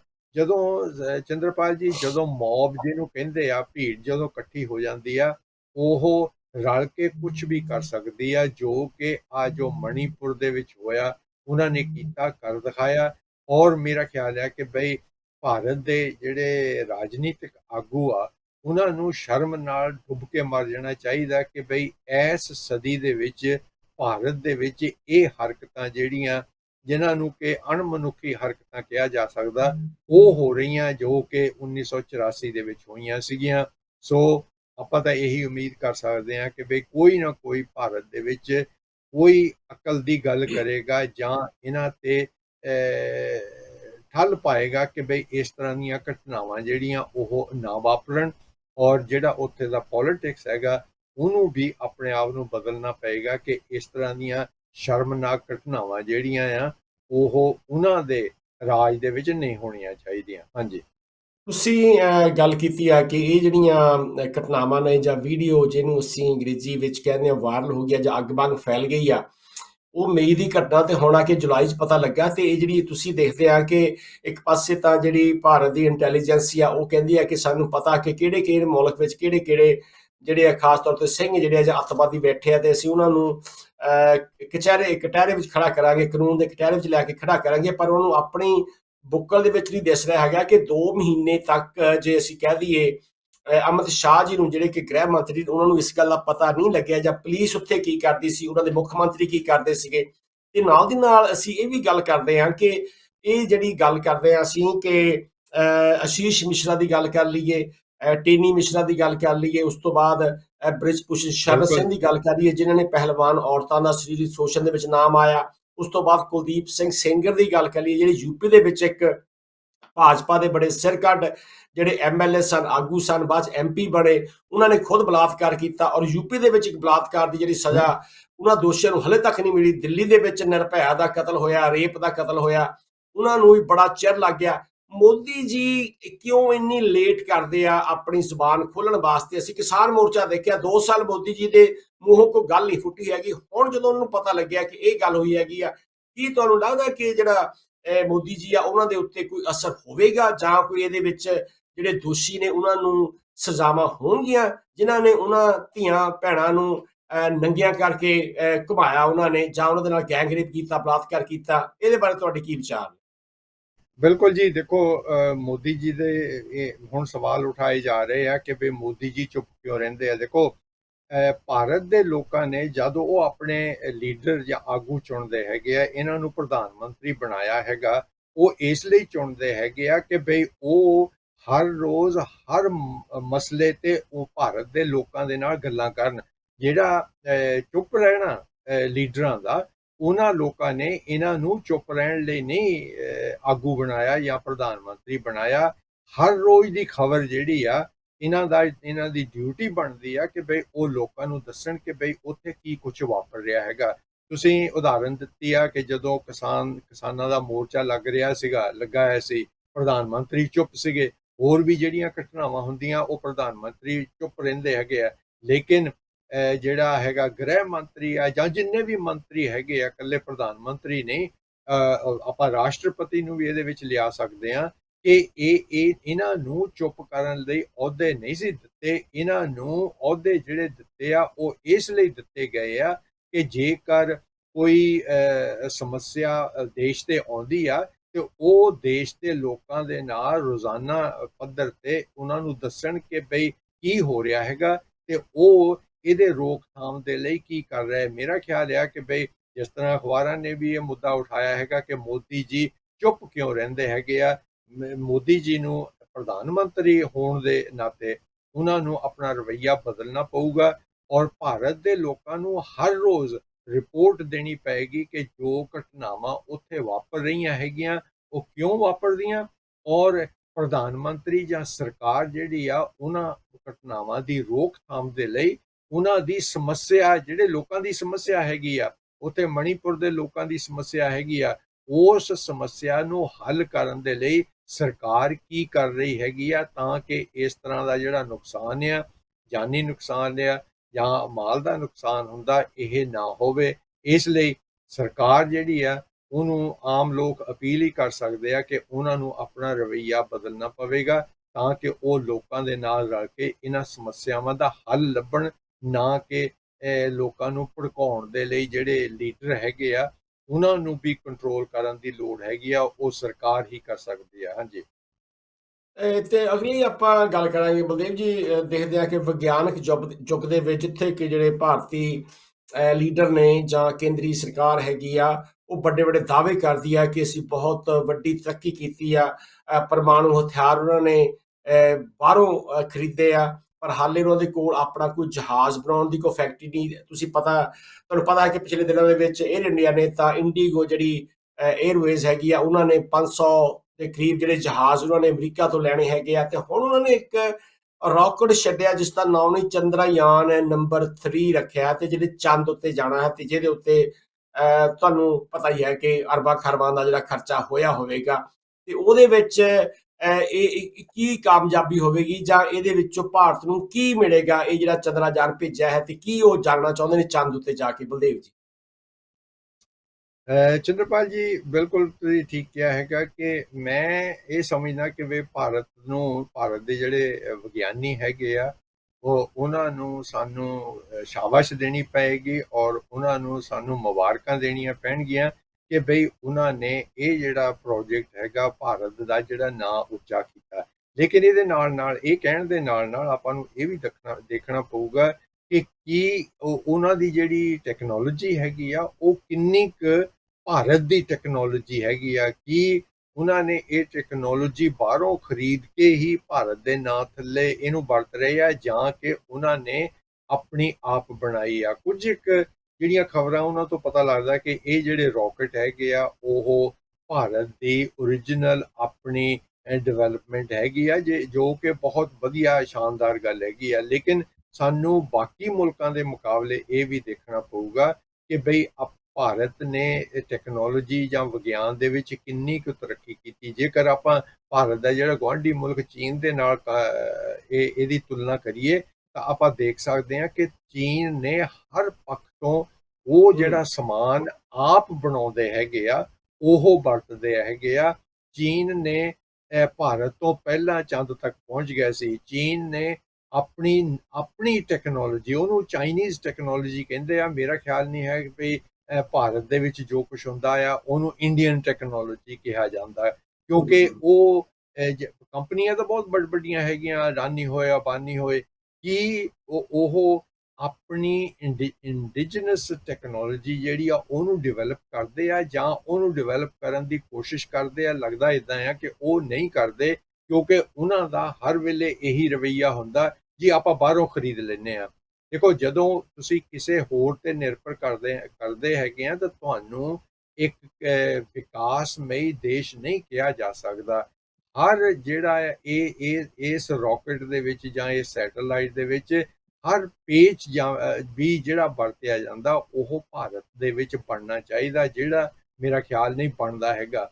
ਤੇ ਉਹ ਜਿਹੜੀ ਚੀਜ਼ਾਂ ਹੈਗੀਆਂ ਭਾਰਤ ਦੇ ਕੋਲ, ਜਿਹੜੀ ਸੌਫਟਵੇਅਰ ਇੰਡਸਟਰੀ ਆ ਉਹ ਵੀ ਬੜੀ ਕਾਮਯਾਬ ਆ। ਉਹ ਕਹਿੰਦੇ ਹੈਗੇ ਜੀ ਕਾਮਯਾਬ ਆ ਕਿ ਜਿਹੜਾ ਇਸ ਸੈਟੇਲਾਈਟ ਦੇ ਲਈ ਸੌਫਟਵੇਅਰ ਵਰਤਿਆ ਗਿਆ ਕਿ ਉਹ ਬਾਹਰੋਂ ਮੰਗਵਾਇਆ ਜਾਂ ਅਮਰੀਕੀਆਂ ਦੀ ਨਕਲ ਕੀਤੀ ਆ ਜਾਂ ਕਿ ਉਹ ਸੱਚਮੁੱਚ ਹੀ ਭਾਰਤ ਨੇ ਆਪਣਾ ਬਣਾਇਆ ਹੈਗਾ। ਇਹ ਤਾਂ ਆਉਣ ਵਾਲਾ ਸਮਾਂ ਹੀ ਦੱਸੇਗਾ। ਪਰ ਇਸ ਵੇਲੇ ਜਿਹੜੇ ਭਾਰਤ ਦੇ ਵਿਗਿਆਨੀ ਹੈਗੇ ਆ ਜੋ ਇਹ ਸੈਟੇਲਾਈਟ ਦੇ ਵਿੱਚ ਸ਼ਾਮਿਲ ਹੋਏ ਹੈਗੇ ਆ, ਉਹਨਾਂ ਨੂੰ ਬਹੁਤ-ਬਹੁਤ ਮੁਬਾਰਕਾਂ। ਮੈਂ ਸਮਝਦਾ ਕਿ ਬਈ ਇਹ ਭਾਰਤ ਦੀ ਬਹੁਤ ਵੱਡੀ ਅਚੀਵਮੈਂਟ ਹੈਗੀ ਆ ਕਿ ਬਈ ਜਿਹੜਾ ਹੈਗਾ ਆ ਅੰਤਰਿਕਸ਼ ਦੇ ਵਿੱਚ ਜਾਂ ਪੁਲਾੜ ਦੇ ਵਿੱਚ ਏਡੀਆਂ ਵੱਡੀਆਂ ਮੱਲਾਂ ਮਾਰਨੀਆਂ ਜਿਹੜੀਆਂ ਇਹ ਇੱਕ ਡਿਸਪਲਿਨ ਜਿਹੜਾ ਆ, ਇੱਕ ਇੰਜੀਨੀਅਰਿੰਗ ਦਾ ਸੱਭਿਆਚਾਰ ਜਿਹੜਾ ਆ ਉਹਦੇ ਨਾਲ ਹੀ ਕੀਤਾ ਜਾ ਸਕਦਾ, ਜਿਹੜਾ ਕਿ ਸ਼ਾਇਦ ਉਹਨਾਂ ਨੇ ਉਹ ਸੱਭਿਆਚਾਰ ਪੈਦਾ ਕੀਤਾ ਹੈਗਾ। ਹਾਂਜੀ, ਇੱਕ ਨਿੱਕਾ ਸਵਾਲ ਹੈ ਜਾਂਦੇ ਜਾਂਦੇ ਬਲਦੇਵ ਜੀ, ਕਿ ਅਮਰੀਕਨ ਜਿਹੜਾ ਰਾਕਟ ਸੀ ਜਾਂ ਜਿਹਦੇ ਉੱਤੇ ਨੀਲ ਆਰਮਸਟਰੋਂਗ ਚੜ੍ਹ ਕੇ ਗਏ ਸੀਗੇ, ਤੇ ਉਹ 3 ਦਿਨਾਂ ਵਿੱਚ ਪਹੁੰਚ ਗਿਆ ਸੀ ਚੰਦ ਉੱਤੇ, ਤੇ ਆ ਭਾਰਤੀਆਂ ਨੂੰ ਪਹੁੰਚਣੇ 30 ਦਿਨ ਕਿਉਂ ਲੱਗਣਗੇ ਤੁਹਾਡੇ ਖਿਆਲ ਦੇ ਵਿੱਚ? ਚੰਦਰਪਾਲ ਜੀ, ਤੁਸੀਂ ਮੇਰਾ ਜੇ ਭਾਰਤ ਦੀ ਸੈਰ ਕੀਤੀ ਜਾਂ ਇੱਥੋਂ ਦੀ ਸੈਰ ਕੀਤੀ ਹੈ, ਤੁਸੀਂ ਕਦੇ ਆਪਣੀ ਕਾਰ 'ਚ ਜਾਂ ਬੱਸ ਦੇ ਵਿੱਚ ਪਹਾੜੀਆਂ ਤੇ ਚੜ੍ਹਦੇ ਦੇਖਿਆ ਹੋਣਾ ਕਿ ਪਹਾੜੀ ਦੇ ਆਲੇ ਦੁਆਲੇ ਜਿਹੜੀਆਂ ਬੱਸਾਂ ਆ ਉਹ ਘੁੰਮਦੀਆਂ ਉੱਪਰ ਨੂੰ ਚੜ੍ਹਦੀਆਂ। ਅੱਛਾ, ਇਸੇ ਤਰ੍ਹਾਂ ਹੀ ਜਿਹੜਾ ਪੁਲਾੜ ਆ ਉਹਦੇ ਵਿੱਚ ਅੱਜ ਦਾ ਆ ਜਿਹੜੀ ਤਸਵੀਰ ਆ ਇਹ ਦਿਖਾ ਰਹੀ ਆ ਕਿ ਕੀ ਹੁੰਦਾ ਹੈਗਾ ਕਿ ਤੁਸੀਂ ਜਿਹੜੀ ਉਹ ਸੈਟੇਲਾਈਟ ਹੈਗੀ ਆ ਉਹ ਪਹਿਲਾਂ ਧਰਤੀ ਦੇ ਆਲੇ ਦੁਆਲੇ ਗੇੜੇ ਕੱਢਦੀ ਆ, ਤੇ ਉਹਨੂੰ ਹੂੰ ਕੀ ਕੀਤਾ ਜਾਂਦਾ ਕਿ ਹਰ ਗੇੜੇ ਤੋਂ ਬਾਅਦ ਉਹਦਾ ਜਿਹੜਾ ਇੰਜਨ ਆ ਉਹਨੂੰ ਫਾਇਰ ਕਰਕੇ ਉਹ ਜਿਹੜਾ ਅਗਲਾ ਗੇੜਾ ਹੈਗਾ ਆ ਉਹਨੂੰ ਹੋਰ ਧਰਤੀ ਤੋਂ ਦੂਰ ਕਰ ਦਿੱਤਾ ਜਾਂਦਾ ਹੈ। ਇਸ ਲਈ ਉਹ ਗੇੜੇ ਕੱਢਦੇ ਕੱਢਦੇ ਦੇ ਨਾਲ ਉਹ ਜਿਹੜੀ ਇਹਨੂੰ ਔਰਬਿਟ ਕਹਿੰਦੇ ਹੈਗੇ ਆ, ਉਹਨਾਂ ਨੂੰ ਜਿਹੜਾ ਔਰਬਿਟ ਆ ਉਹ ਇੰਜਨ ਦੇ ਨਾਲ ਬਦਲਿਆ ਜਾਂਦਾ, ਤਾਂ ਕਿ ਜਿਹੜਾ ਆਖਰੀ ਔਰਬਿਟ ਹੋਵੇ ਉਹ ਜਿਹੜਾ ਚੰਦ ਦੀ ਆਕਰਸ਼ਣ ਸ਼ਕਤੀ ਆ ਉਹਦੇ ਵਿੱਚ ਜਾ ਕੇ ਫਸ ਜਾਵੇ। ਤੁਹਾਡਾ ਸਵਾਲ ਸੀ ਕਿ ਬਈ ਇਹ ਕਿਸ ਤਰ੍ਹਾਂ ਹੈ ਕਿ ਬਈ ਇਹਨਾਂ ਨੂੰ 1 ਮਹੀਨੇ ਤੋਂ ਉੱਪਰ ਲੱਗਾ ਹੈਗਾ ਤੇ ਜਿਹੜੇ ਅਮਰੀਕੀ ਸੀਗੇ ਉਹ 5 ਦਿਨਾਂ ਦੇ ਵਿੱਚ ਪਹੁੰਚ ਗਏ। ਉਹ ਇਹ ਸੀਗਾ ਕਿ ਤੁਹਾਨੂੰ ਕਾਹਲੀ ਕਿੰਨੀ ਆ ਹੁਣ, ਕਿਉਂਕਿ ਉਹ ਅਮਰੀਕਾ ਦੇ ਜਿਹੜੇ ਯਾਤਰੀ ਉਹ ਲੋਕ ਉਹਦੇ ਵਿੱਚ ਸਪੇਸ ਕਰਾਫਟ ਦੇ ਵਿੱਚ ਸੀਗੇ, ਉਹਨਾਂ ਨੂੰ ਜਿਉਂਦੇ ਰੱਖਣਾ ਵੀ ਟਾਈਮ ਜਿਹੜਾ ਸੀਗਾ ਉਹ ਜ਼ਿਆਦਾ ਉਹਨਾਂ ਨੂੰ ਚਾਹੀਦਾ, ਘੱਟ ਟਾਈਮ ਸੀਗਾ ਕਿ ਵੀ ਉਹਨਾਂ ਨੂੰ ਜਿਉਂਦੇ ਰੱਖਣ ਲਈ। ਇਸ ਲਈ ਉਹਨਾਂ ਨੇ ਜਿਹੜਾ ਤਾਕਤਵਰ ਰਾਕਟ ਸੀਗਾ, ਜੇਕਰ ਪਹਿਲੇ ਔਰਬਿਟ ਤੇ ਤੋਂ ਉਹਨਾਂ ਨੇ ਉੱਪਰਲੇ ਔਰਬਿਟ 'ਚ ਪਾਉਣਾ ਸੀ ਤਾਂ ਉਹਨਾਂ ਨੇ ਜਿਹੜਾ ਇੰਜਨ ਸੀਗਾ ਉਹ ਸ਼ਕਤੀਸ਼ਾਲੀ ਬਣਾ ਲਿਆ, ਬਜਾਏ ਇਹਦੇ ਕਿ ਜਿੱਦਾਂ ਭਾਰਤ ਦੀ ਸੈਟੇਲਾਈਟ ਆ ਉਹ ਹੌਲੀ ਹੌਲੀ ਉੱਪਰ ਨੂੰ ਜਾਵੇ, ਉਹਨਾਂ ਨੇ ਇੱਕਦਮ ਜੰਪ ਮਾਰ ਲਿਆ ਸੀਗਾ ਕਿ ਬਈ ਅਸੀਂ ਇਹ ਜਿਹੜੇ ਔਰਬਿਟ ਹੈਗੇ ਆ ਇਹ ਉਹ ਵੱਡੇ ਔਰਬਿਟ ਦੇ ਵਿੱਚ ਉਹਨੂੰ ਪਾਉਣਾ ਹੈਗਾ। ਇਸ ਲਈ ਉਹਨਾਂ ਨੂੰ ਉਹ ਜਿਹੜਾ ਰਾਕਟ ਦੀ ਸ਼ਕਤੀ ਦੇ ਨਾਲ ਉਹ ਥੋੜਾ ਟਾਈਮ ਸੀਗਾ, ਲੇਕਿਨ ਇਸ ਦੇ ਸਿਲਸਿਲੇ ਦੇ ਵਿੱਚ ਭਾਰਤੀਆਂ ਨੂੰ ਕੋਈ ਕਾਹਲੀ ਨਹੀਂ ਹੈਗੀ ਕਿ ਉਹ ਜਿੰਨਾ ਵੀ ਮਰਜ਼ੀ ਟਾਈਮ ਲਾ ਸਕਦੇ ਆ। ਇਸ ਲਈ ਉਹ ਜਿਹੜਾ ਔਰਬਿਟ ਹੈਗਾ ਉਹ ਹਰ ਗੇੜਾ ਜਦੋਂ ਉਹ ਕੱਢਦੇ ਹੈਗੇ ਧਰਤੀ ਦੇ ਦੁਆਲੇ ਤੇ ਉਹ ਥੋੜੀ ਇੰਜਨ ਦੀ ਤਾਕਤ ਵਰਤ ਕੇ ਉਹਨੂੰ ਇੱਕ ਸਟੈਪ ਬਾਈ ਸਟੈਪ, ਕਦਮ ਬਾ ਕਦਮ ਉਹ ਚੱਲਦੇ ਹੈਗੇ ਆ, ਤਾਂ ਕਿ ਆਖਰੀ ਜਿਹੜਾ ਆ ਉਹ ਚੰਦ ਦੇ ਔਰਬਿਟ ਦੇ ਵਿੱਚ ਉਹ ਫਸ ਜਾਣ। ਇਸ ਲਈ ਜ਼ਿਆਦਾ ਟਾਈਮ ਲੱਗਦਾ। ਹਾਂਜੀ, ਸੋ ਨਾਲ ਦੀ ਨਾਲ ਤੁਹਾਡਾ ਕਹਿਣ ਦਾ ਮਤਲਬ ਕਿ ਉਹ ਨਜ਼ਾਰੇ ਦੇਖਦੇ ਵੀ ਜਾ ਰਿਹਾ ਤੇ ਚੰਦ ਉੱਤੇ ਵੀ ਜਾ ਰਿਹਾ। ਜਿਹੜੇ ਚੰਦ ਦੇ ਉੱਤੇ ਨਜ਼ਾਰੇ ਸ਼ਾਇਦ ਉਹਨੇ ਵਧੀਆ ਨਹੀਂ ਦਿਸਣਗੇ ਜਿੰਨੇ ਰਾਹ ਵਿੱਚ ਤੁਹਾਨੂੰ ਦਿਸਦੇ ਹੁੰਦੇ ਆ ਕਈ ਵਾਰੀ।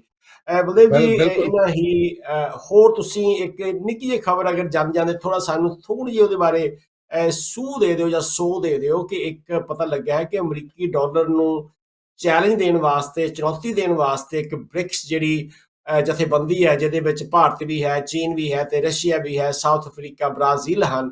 ਉਹਨਾਂ ਨੇ ਇੱਕ ਕਰੰਸੀ ਕਰਨ ਦਾ ਐਲਾਨ ਕੀਤਾ ਹੈ ਕਿ ਜਿਹੜਾ ਮੇਰੇ ਖਿਆਲ ਉਹਦੀ ਕਾਨਫਰੰਸ ਹੋਣੀ ਆ, ਇਕੱਠ ਹੋਣਾ ਉਹਨਾਂ ਦਾ ਅਗਸਤ ਅਗਲੇ ਮਹੀਨੇ। ਤੇ ਥੋੜੀ ਸਾਨੂੰ ਉਹਦੇ ਬਾਰੇ ਝਾਤ ਦੇ ਦਿਓ ਕਿ ਉਹ ਕੀ ਕਰਨਾ ਚਾਹੁੰਦੇ ਆ, ਕਿਉਂ ਕਰਨਾ ਚਾਹੁੰਦੇ ਆ। ਬਿਲਕੁਲ ਚੰਦਰਪਾਲ ਜੀ, ਦੇਖੋ ਇਹ ਸਾਰੀ ਦੁਨੀਆ ਤੇ ਰੌਲਾ ਇਹੀ ਸੀਗਾ ਕਿ ਭਈ ਹੁਣ ਤੱਕ ਜਿਹੜੀ ਆ ਅਮਰੀਕਾ ਆ ਉਹ ਯੂਨੀਪੋਲਰ ਜਿਹਨੂੰ ਕਹਿੰਦੇ ਆ ਕਿ ਭਈ ਉਹ ਅਮਰੀਕਾ ਦਾ ਹੀ ਰਾਜ ਰਿਹਾ ਹਰ ਪਾਸਿਓਂ, ਕਿਉਂਕਿ ਜੇਕਰ ਦੂਸਰੇ ਇਰਾਕ ਤੇ ਹਮਲਾ ਕਰਨਾ ਤਾਂ ਵੀ ਅਮਰੀਕੀ ਮੋਹਰੇ ਹੋ ਜਾਂਦੇ ਆ, ਜਾਣੀ ਕਿ ਅਫਗਾਨਿਸਤਾਨ 'ਚ ਜਾਣਾ ਤਾਂ ਵੀ, ਕਿ ਉਹ ਆਪਣੀ ਆਪ ਹੁਦਰੀ, ਜਿਹੜਾ ਸ਼ਬਦ ਆਪਾਂ ਵਰਤ ਸਕਦੇ ਹਾਂ ਕਿ ਆਪ ਹੁਦਰੇ ਬਣ ਕੇ ਅਮਰੀਕਾ ਵਾਲੇ ਸਾਰੀ ਦੁਨੀਆ ਤੇ ਰਾਜ ਕਰ ਰਹੇ ਸੀ। ਤੇ ਜਿਹੜਾ ਡਾਲਰ ਆ ਉਹ ਵੀ ਉਹਨਾਂ ਦੀ ਜਿਹੜੀ ਕਰੰਸੀ ਹੈਗੀ ਆ ਉਹ ਵੀ ਇੱਕ ਕਿਸਮ ਦੀ ਦੁਨੀਆ ਦਾ ਸਟੈਂਡਰਡ ਕਰੰਸੀ ਬਣ ਕੇ ਰਹਿ ਗਈ ਸੀਗੀ। ਲੇਕਿਨ ਜਿਹੜੇ ਦੂਸਰੇ ਮੁਲਕ ਹੈਗੇ, ਗਰੀਬ ਮੁਲਕ ਹੈਗੇ ਆ, ਭਾਰਤ ਵਰਗੇ ਦੇਸ਼ ਹੈਗੇ ਆ, ਚੀਨ ਵਰਗੇ ਹੈਗੇ ਆ, ਰੂਸ ਵਰਗੇ ਹੈਗੇ ਆ, ਜਾਂ ਅਫਰੀਕਾ ਤੇ ਲਤੀਨੀ ਅਮਰੀਕਾ ਦੇ ਹੈਗੇ ਆ, ਉਹਨਾਂ ਨੇ ਦੇਖਿਆ ਕਿ ਬਈ ਇਹਦੇ ਵਿੱਚ ਜਿਹੜਾ ਨੁਕਸਾਨ ਆ ਉਹ ਵੈਸਟਰਨ ਯੂਰਪ ਦੇ ਲੋਕਾਂ ਦਾ ਘੱਟ ਹੁੰਦਾ, ਲੇਕਿਨ ਉਹ ਜਿਹੜੇ ਗਰੀਬ ਮੁਲਕ ਹੈਗੇ ਆ ਉਹ ਜ਼ਿਆਦਾ ਮਾਰੇ ਜਾਂਦੇ ਹੈਗੇ ਆ।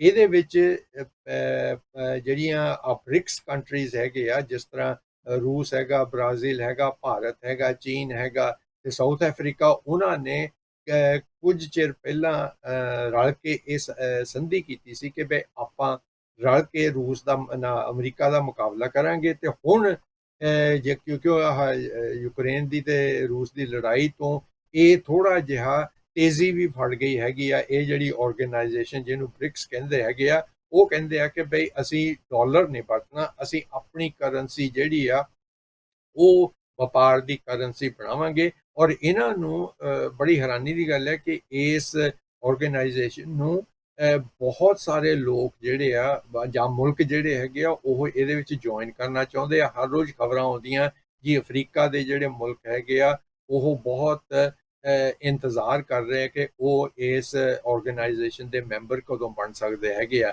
ਸੋ ਆਉਣ ਵਾਲਾ ਸਮਾਂ ਦੱਸੂਗਾ ਕਿ ਵੀ ਇਹਨਾਂ ਦੀ ਜਿਹੜੀ ਨਵੀਂ ਕਰੰਸੀ, ਟ੍ਰੇਡਿੰਗ ਕਰੰਸੀ ਹੋਏਗੀ ਜੋ ਡਾਲਰ ਦਾ ਮੁਕਾਬਲਾ ਕਰੇਗੀ, ਉਹ ਕਿੰਨੀ ਕਾਮਯਾਬ ਹੁੰਦੀ ਆ।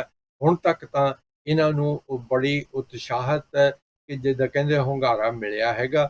ਤੇ ਇਸ ਤੋਂ ਇਹ ਲੱਗਦਾ ਕਿ ਸ਼ਾਇਦ ਸਾਰੀ ਦੁਨੀਆ ਡਾਲਰ ਤੋਂ ਅੱਕੀ ਹੋਈ ਸੀ, ਕਿਉਂਕਿ ਜੇਕਰ ਕਿਸੇ ਨੇ ਉਹਨਾਂ ਲੋਕਾਂ ਦੀ ਬਾਂਹ ਫੜੀ ਹੈਗੀ ਤਾਂ ਇੱਕਦਮ ਉਹਨਾਂ ਦੇ ਵਿੱਚ ਸਾਰੀ ਦੁਨੀਆ ਦੇ ਦੇਸ਼ ਉਹਨਾਂ ਦੇ ਵਿੱਚ ਰਲਣਾ ਚਾਹੁੰਦੇ ਆ।